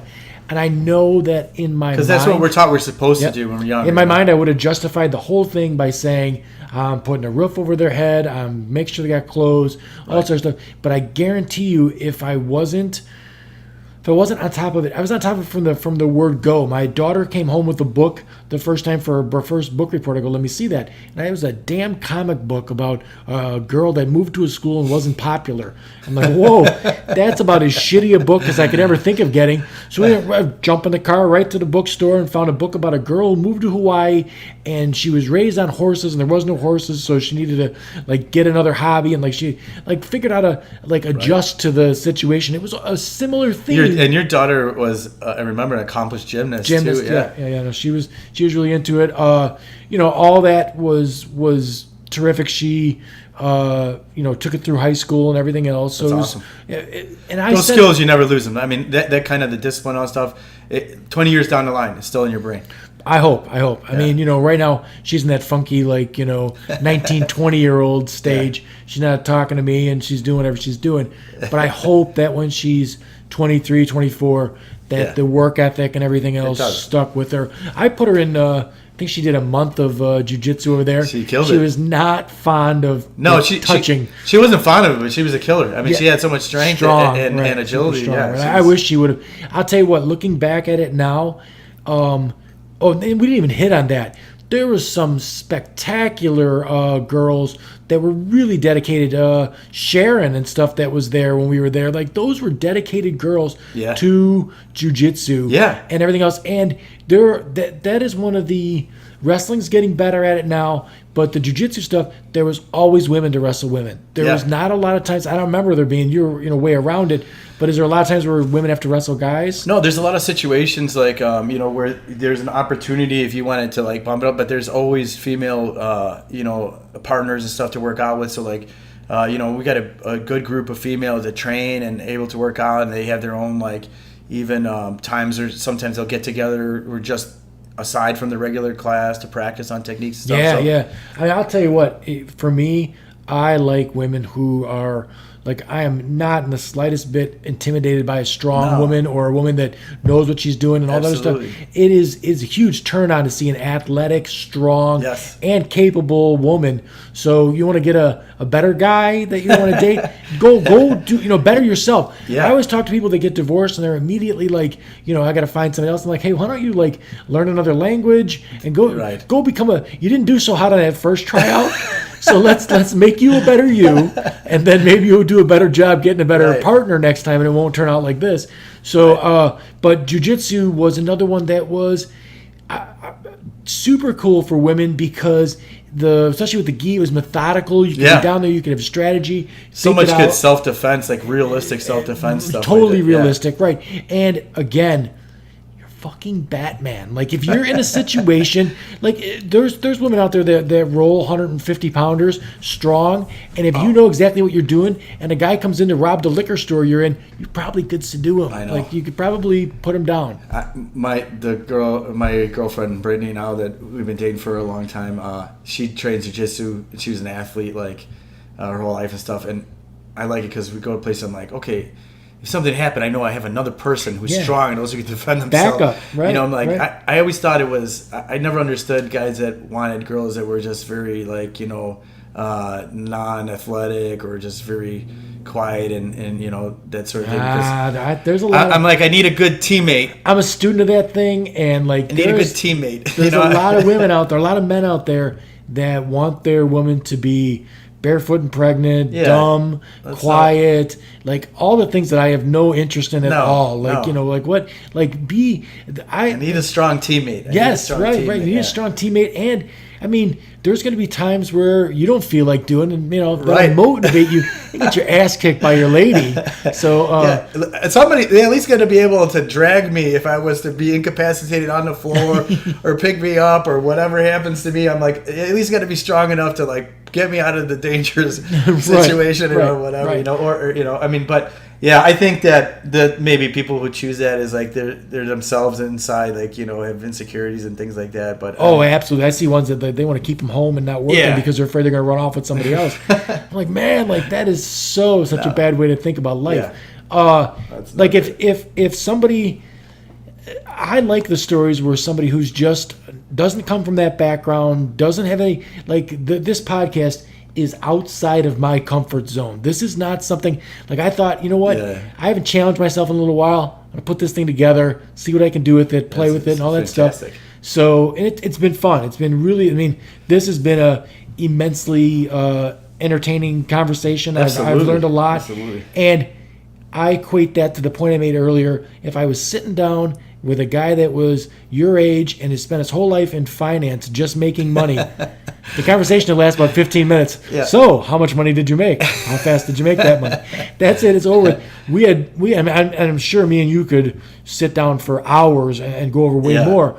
But if you were to take somebody that was not from that background, say they, you know, maybe they played a little volleyball in school or tennis or whatever like that, but they wanted to come in a couple months and they'd have some basic idea of what they were doing. Yeah, I mean, I tell people if you come in with the recommended attendance, you know, that means like, you know, you have to show up and, you know, do the work and, you know, but I think within a couple months, I'm really confident that, you know, just even, I mean, if somebody was to attend like 3 times a week, like, you know, that's why I offer that free month of bullying. Like, I really feel that I can at least teach somebody enough within a month, and if they came in on a regular basis to be able to defend themselves. I mean, like, I'm not going to be able to teach you to beat like a collegiate wrestler or something like that, or, you know, a black belt, but of course, but against an average person, I like within a month of, you know, it's just a very efficient, you know, grappling is very efficient, you know, and it's like taking somebody into the water that doesn't know how to swim, and you do, you know, when you yank that person into there, they're not going to get in like a lucky arm bar or a lucky, you know, like punching, you could be swinging a bunch of wild punches and you get hit with something, and you don't, but like you drag that person into grappling, you know, it's a great self-defense. But I could definitely within 2 months teach somebody, like, you know, I mean, there should be a video of somebody doing a single leg takedown that's never done one before, and then just somebody after 2 months, the foot position. It's a really good idea, actually. You know, where they put themselves, it looks totally different. I mean, we watch the little guys, and I mean, straight up, like bend over at the waist only. I'm getting his leg down there. And it's like, you know, if you're in with an experienced wrestler, he's going to turn you right over. Well, it's funny. I get people every once in a while come in, and then I see them training, and I'm like, where did you train before? They're like, oh, I never trained. Like, sometimes people are afraid. They say if they train that they're going to end up, you know, in some kind of crazy workout or get bumped up a level or something like that. But sometimes I'm just curious because I want to know, like, how to relate to you, you know. And people try to mask it. There's no masking that. Sandbagging. I'm like, there's no way. Yeah, it was sandbagging. All the parents that sandbag their kids at the tournaments drive me nuts. My kid, you know, we came in there with the wrestling background, and I immediately signed them up for the next level up because why would I bring them to this to just walk over kids? You know, and that's what happens is like you end up, the kids go into one division, and there's like all of a sudden you get in there, and it'll be legitimately like somebody's within the first 6 months of their practice, and you can see the people that they're fighting are there's no way that's even like a year of training. Like, these people are training for several years, you know, and it's become this like distorted, you know, thing, competition. That's why I'm not sure which tournament does this, but I think Naga, as wild and crazy as it gets, I think they actually track results, and so in order to stop sandbagging. So if you won this division before, you have like within a few months to keep competing in that same division, and then like after 6 months you have to move forward. Period. Sure. And then if you try to register for it, it'll like lock you out. Now, is that pretty new? Because I don't know if that was there when my guys. Yeah, it is new. Like, okay. and it's to stop that sandbagging and stuff. You know, so like, yeah, I don't think it was there around when your guys were, but it's a fairly new thing. But now wrestling's kept track of.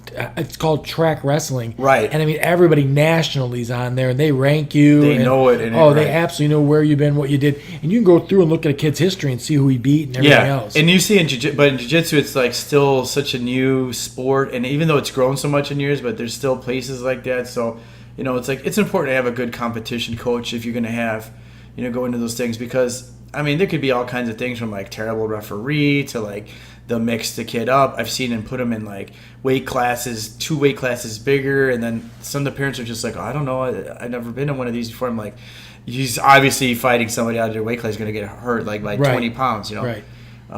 So it's we always looked at it like with my guys, we came to every single practice we could because I looked at it like it's a recital for a flute, and if I just bring my kid to 4 practices and then hand him a flute, he's going to embarrass himself. Yeah. So we bring him in there and practice. So like if you're somebody who was in the band or anything like that, and you just don't have that athletic background, I guarantee it, and I mean I don't guarantee much in life. If you spent 3 or 4 months really dedicating yourself to that, you'll actually come out of there with a whole lot. Yes. I mean, if you were someone who was going to 3 or 4 classes a week for 3 or 4 months, you're going to have a totally different look at life. I mean, I know growing up that everywhere I went, I sized up everybody. I'm looking at a guy, and sometimes it's like I can just look at his eyes and be like, all right, all right, I'll keep my eye on you. I grew up like that too, and I think that's just like a fighter's instinct, in your mind, like, certain people just, we're like that inside, but for sure, like the key is just like the persistence and like to come into practice, and, I could really, like I said, I could have somebody incredibly talented and who shows up for 3 times, and I could have a kid who's just average and show up every single day for practice, and that kid who's average every single day for practice will beat that kid in the end. Well, that's after our period of time. Wrestling slogan is, I think it's work beats talent when talent don't work. Yep. So just get him in there and then, like I said, I like the sports like that it does not take the greatest athlete in the world. And you don't need to.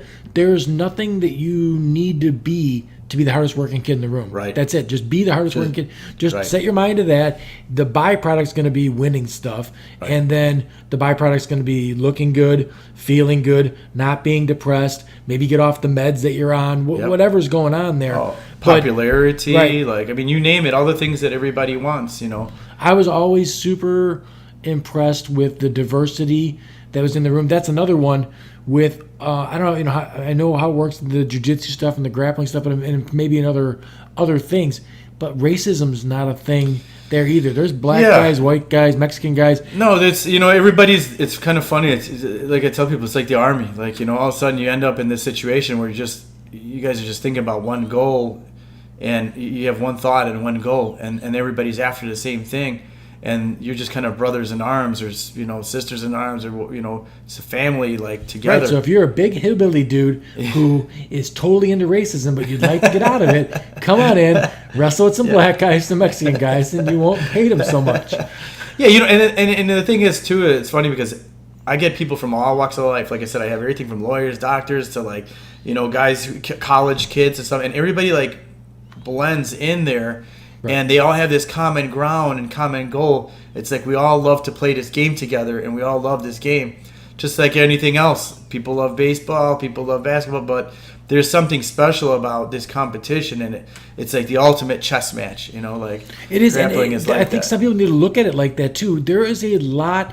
It's a smart man's thing. This is not brutish or like if I could, I have so many people that have a hard time with the wrestling thing. I've had parents that are walking their kids past the wrestling room, and I overhear the parents say something like, I'm so glad that's not what you're doing.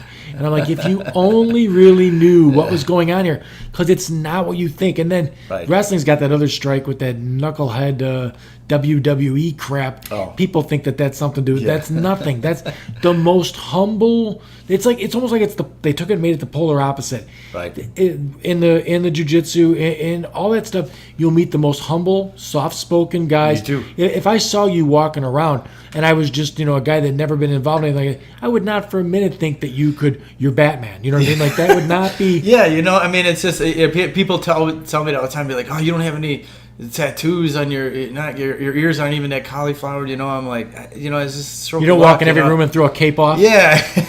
Mean Gene. Yeah, it's just like, and the truth of it is, like, when we do when we do this competitive combat sports, like we know how mortal we are because every single practice we're reminded of it. We know we're just like small, right. You'll always find somebody that's better. There's always somebody out where there you could get thrown, or you're easily humbled. I don't care if you're a world champion. If you're only as good as your last competition. You're only as good as it could change. Fate can change so fast for you. Sure. And so it's like a quick reminder of like to keep your head down and just like keep working, and you don't want to open your mouth, stuff like that. I know like the UFC has kind of changed because it's becoming an entertainment, so like a lot of people will be like talk stuff because McGregor and Askren, all those guys and it's unfortunately like become this thing to get paid. So it's just like if you don't say anything nowadays, you stay quiet, you kind of get brushed past, and you're like, oh well, you're not really that entertaining, and then all this hard work you did. Right. So I'm like, in this way, I dislike McGregor's way of being. It's not me.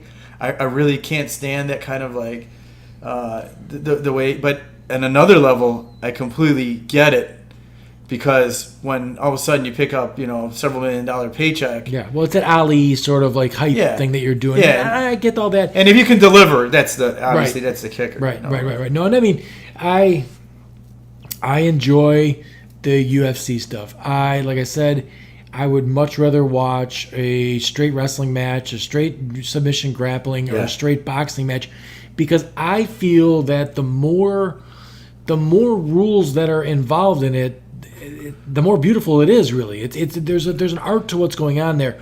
The UFC is it's really like a guys that took a bunch of arts, threw it in a bucket, and then just beat the shit out of each other.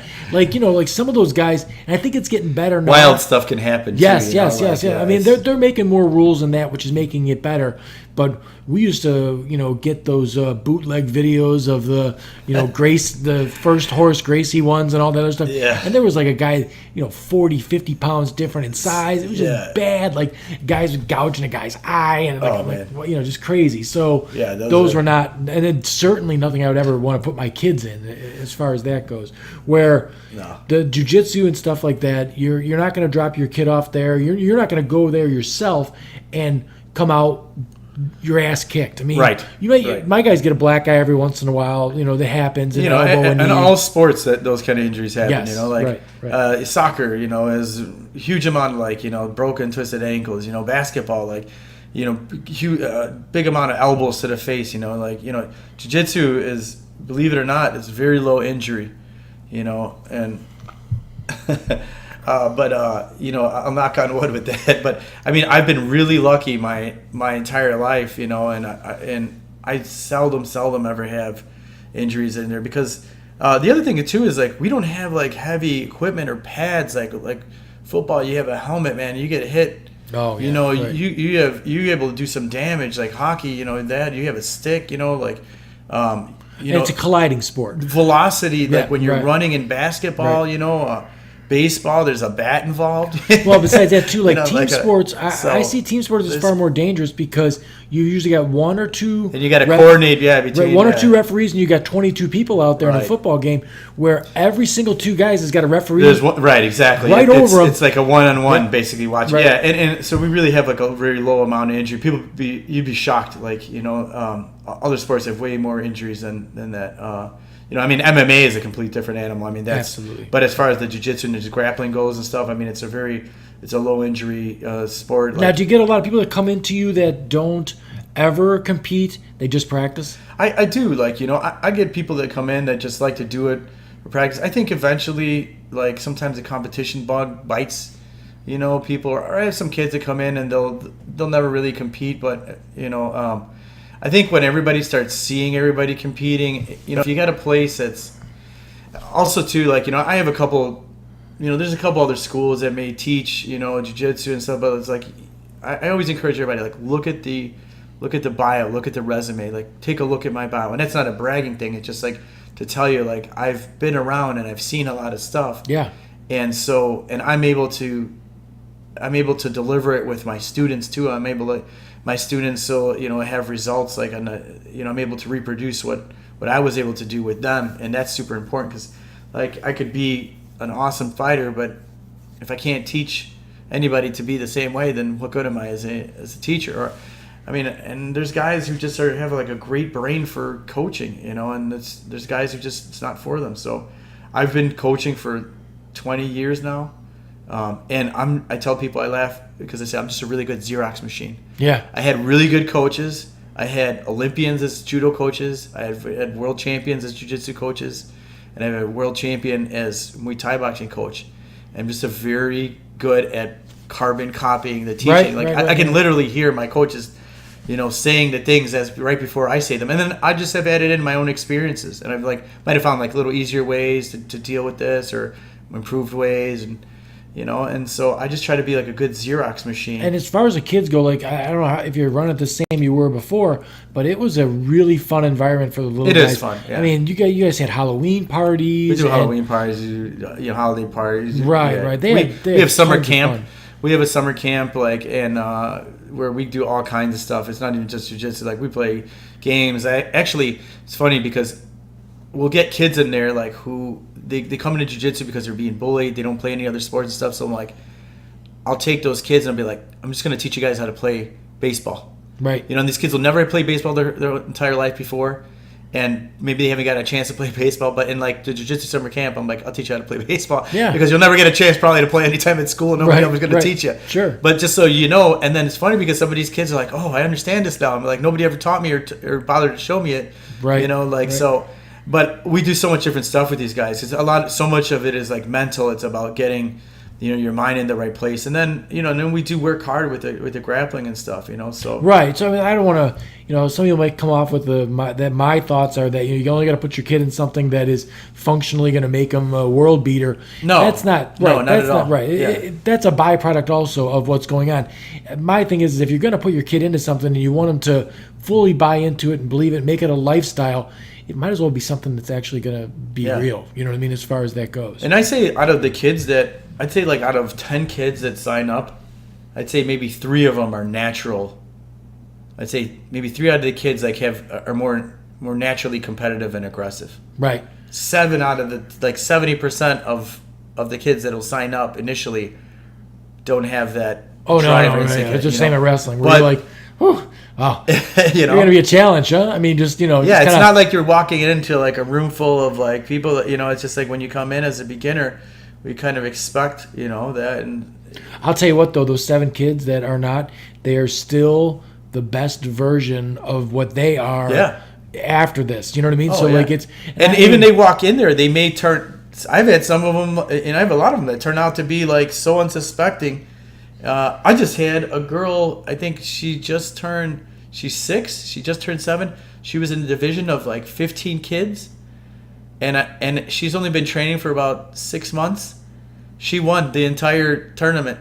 Wow. and she was 10 pounds under the weight limit. I think it was 60 pounds. She came in weighing at 50. When I saw her in the division, I kind of felt sorry. I was like, oh man, it'll be a good experience, but it's going to be a little tough day for her. Sure. The girl beat everybody. I had no idea that this lion was inside. And now she's probably identifies. Now she identifies it, and her self-confidence is through the roof. She's in there killing it. Sure. And then now I see what's inside of her. Now I can push her more, and that just feeds more, and so. And now she's just her personality is just come out, right. And and this, man, and the transformations that you can see that it's just I don't know, it's one of these things that unless you experience it, or you're there and you see what happens, it's kind of unbelievable. But it's so the good things, the good things in life to me seem to be the things that people miss. For the most part, the majority of people think of, I'm going to get in shape. I'm going to go join LA Fitness, and I'm going to go over there and I'm going to lift a bunch of machines and do this stuff. And that's great that you look in the mirror and hopefully you eat right and everything else. That's one step. But if I was to advise anyone, I would say, forget all that. Go learn something like this, where there's maybe some competition to go get into, something you can make it a lifestyle. You'll probably stick with it longer than you would the other thing. And in your world, it doesn't matter if you're a kid, a boy, a girl, black, white, brown, yellow, old, whatever. You just come on, be the better you, and everything's everything. So the best version of you. So I couldn't suggest it more. It was the same with my buddy that's a yogi in the city.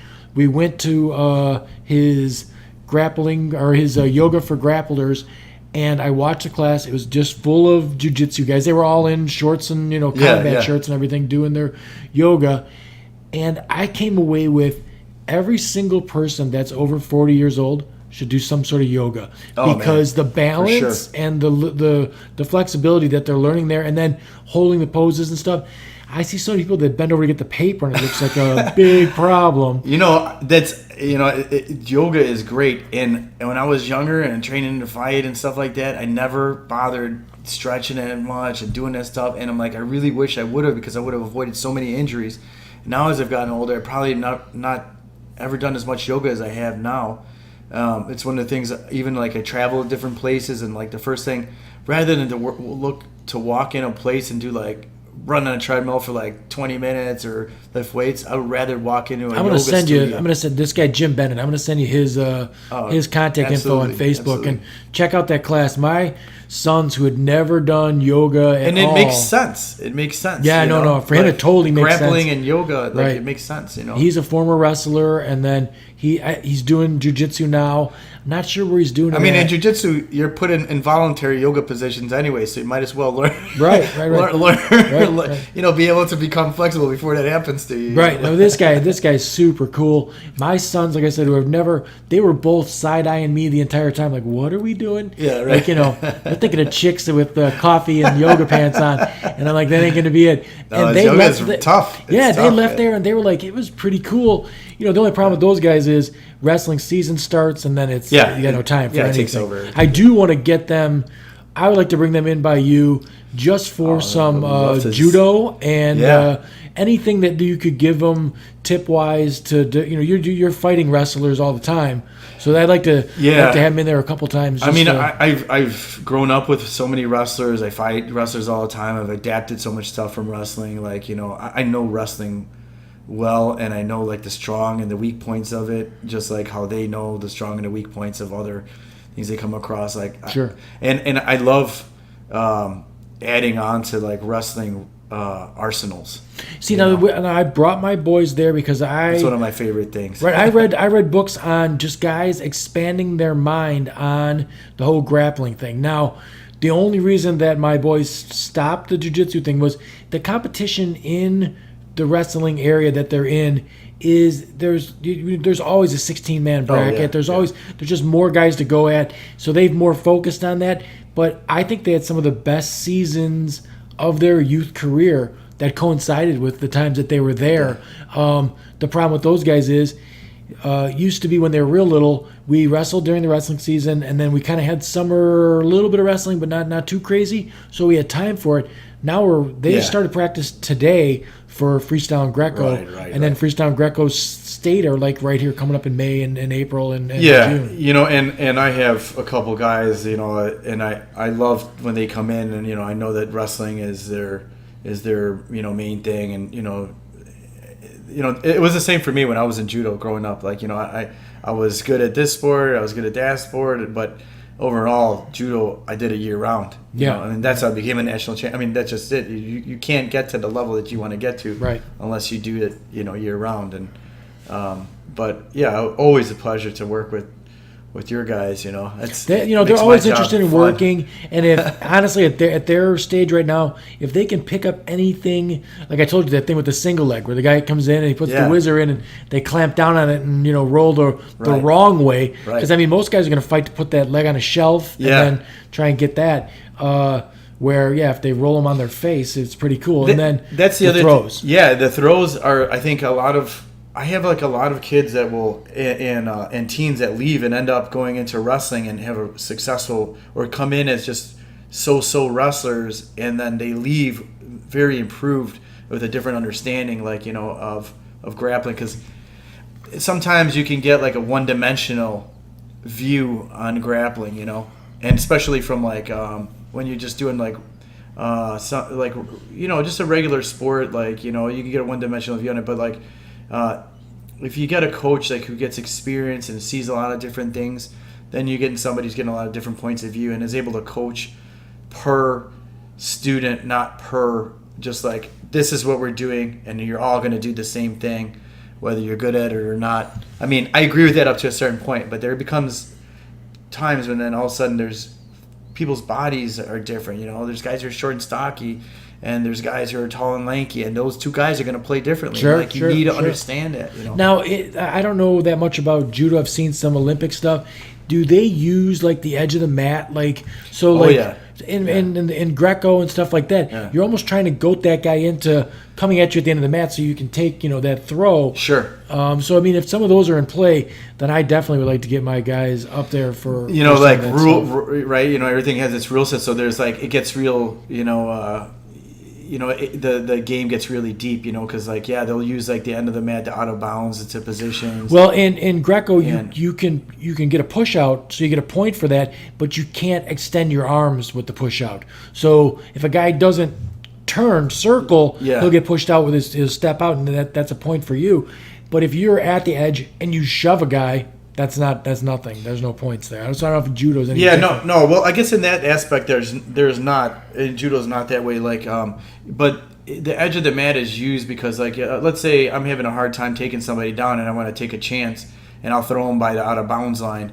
And then if it doesn't work out for me, I'm out of bounds, and we get back up. Right. No. But there's those kind of that's strategies. Greco, right, for sure. You're going to go for a big amplitude throw. Yeah. You don't do it in the center of the mat, you do it on the edge. I mess it up, and the guy's on top of me, then I'm stuck in the center, and then there's no escape, so. Right. There is those strategies used, but as far as scoring with out of bounds, there's not. In jiu-jitsu, there is a negative scoring where, let's say I'm caught in a submission hold, and I'll drag myself out.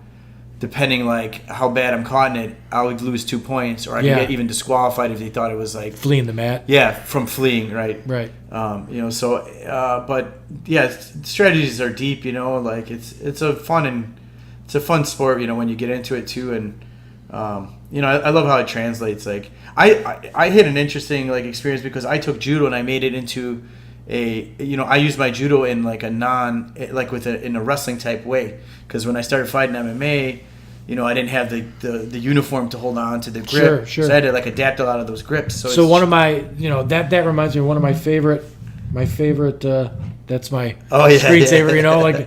Bruce Lee is one of my favorite things. And as a kid, just growing up with that stuff, and he was one of the first guys to take things that were not so good in a martial art and discard them, right, and then put things in there that worked as far as actual functional fighting goes and stuff like that. Yeah, he's definitely a pioneer, right? I mean, he acknowledged that there was other things that had value and that you need to be well-rounded, right, and that some things were outdated. Sure, I mean, I've seen him doing an armbar. Yeah. Which that would not be someone you'd think from a kung fu or whatever. Right. With Enter the Dragon, he's doing an armbar at the beginning. Yep.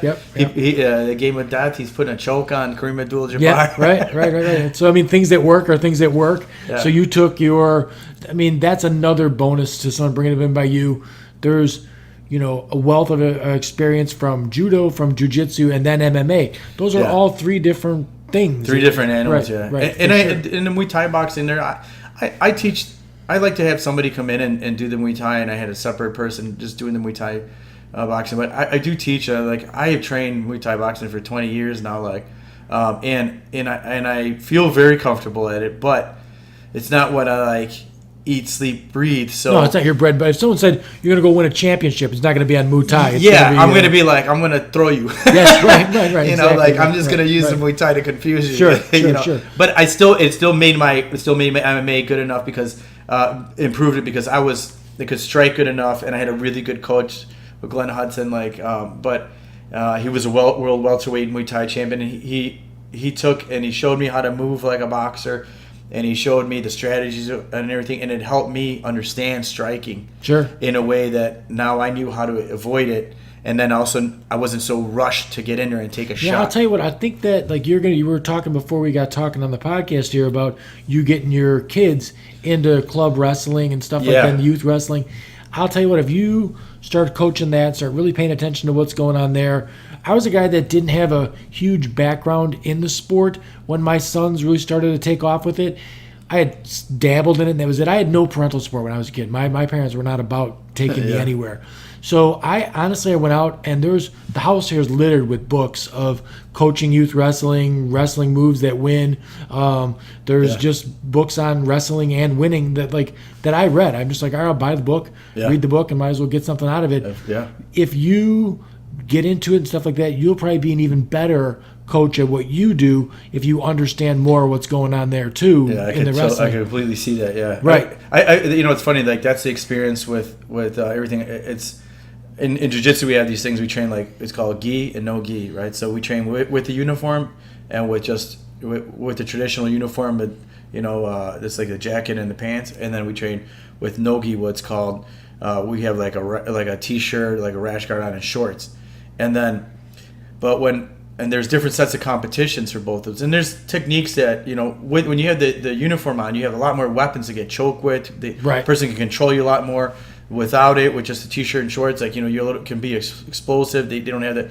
But it's funny, when I'm training for one of those, practicing the other one seems to help improve, and it's just like expanding my way of thinking. Right. So with you too, I remember you used to go to Caprito. Yeah. And so, even though you're the guy at your place, you still do. I'm still training, right? Where you're learning things from people that are world champions and stuff like that. I mean, still nowadays, I'm, always looking, studying stuff, watching tournament competitions, watching other guys, new techniques. I'm always adapting. I'm always trying to learn. It's like I'll never be done learning, and I continue to learn every day, and it's. I mean, sometimes something has changed. I see something and it changes like a way that I've been thinking for 5 years. Right. And that's when I see it. I'm like, man. I'm like, this is a big deal. So I'm like, I myself am always a student and never will stop. And I think that makes it important too. Like, as a coach, you need to always be a student. Yeah. And always study. Right. Well, being able to look at it from both sides. If you saw a light bulb comes on when someone says something a certain way to you, you can relay it. You can be the Xerox copy, like you said. Just It's funny. I've been to absorb stuff when I've been a referee. I mean, it's crazy the stuff that you learn from. I remember that there was this women's match, and it was these two purple belt. It was this purple belt girl, and I was refereeing in Las Vegas. But the way that jiu-jitsu works in the big tournament circuit is if you volunteer to referee, they'll let you compete for free. Oh, and on top of it, you get paid for it. No, so when we travel, it's like a no-brainer. Right. It's like a few $100. Hotel paid for it, right? Yeah, you get all the stuff paid for, and then you get to it adds for a long day because you'll be, so you gotta hustle a little bit. But so I learned stuff all the time. I remember this one girl, she was just killing everybody in the division with this footlock attack where she immobilized, it's gonna break the person's foot, and I'm like, I'm stealing. Yeah, right. And I made my boys. Did it all the time. I made my boys. They didn't make them, but they got their coaching cards this year, and they were coaching youth wrestling this year. Oh man! And for awesome. them, it was fun. They would go there, and I mean, the other coaches would talk them up. This guy here, he's winning all this, and blah blah blah. But so they had a good time, and I just wanted them to wrap their mind around looking at it from this point of view and instruct him, and maybe something that you're doing wrong you would pick up on and change the technique there. Man, that is exactly true. Right. So I have the people that typically tend to coach for me more. Those people tend to excel in competition. Right. I know myself. I'd be teaching things. I'm like, oh, I just realized that's why you do this like this. And coaching was something that really, really, really, I think, made my basics solid. Sure. And and the more I did it, the more, and it's funny because I do this thing if your kid comes in, if a new kid comes in, I'll take one of the older students who's kind of the same size and I'll pair them up. I do it with adults too, but with the kids it's fun to watch. So I'll take, I do a lot with my own kids. So I'll have another 9-year-old kid who's just starting off. I'll pair him up with my son who's 9, and then I'll tell my son, I'll be like, Dory, help him through the stuff, and then I'll sit back and I'll watch a little bit. I'm giving instructions, but it's fun to watch them, how much they know, and then start to explain, and then even the stuff that they say, they may mimic you and what they're saying. Right. You start to see what really sunk into their head and what didn't, or maybe what they don't know, they'll figure it out. But I think that's great, the kids do that. I think. Yeah, and the little guys look up to them. It's fun to. Yeah. They did I posted really on cool. Facebook, but they did we went to a tournament, and it was the Christmas tournament, and they dressed up as the Grinch and Santa Claus, and then they I had saw that actually. Yeah, they that's had pretty cool. little like fake match, and the kids were losing their minds. God, and, that was really cool. It's been fun for them, and just to keep them around it and everything else. So hopefully we'll go back to that next year. But Awesome. Let's wrap it up, man. I mean, I think we got a lot out there. Where are you located? Like, so we're at in Homer Glen. We're at 12509 West 159th Street in Homer Glen. So we're between Will Cook Road and Bell Road on 159th Street, right next to Anytime Fitness. And you got a website too? Yeah, and our website is randorijujitsu.com. It's RANDORI Jiu-Jitsu spelled JIUJITSU.com. RandoriJujitsu.com, and all the schedule and all the info is on there. Yeah, right. You can find us on Facebook, Instagram, all that stuff. Yeah, and no guys too little. Just 4 or 5 years old. Bring them in. Yep. They'll have fun, all that other stuff, and then get some huge life skills and work ethic and everything out of it. So I think we covered it all. A couple hours. Thanks. It was a Good pleasure. Time, man. Yeah. Had a good time. Yeah, that's good. Well, hey, you finished that book, then come back and let's talk about it again. Absolutely. Absolutely. Yeah. Cool. Will too. All right, man.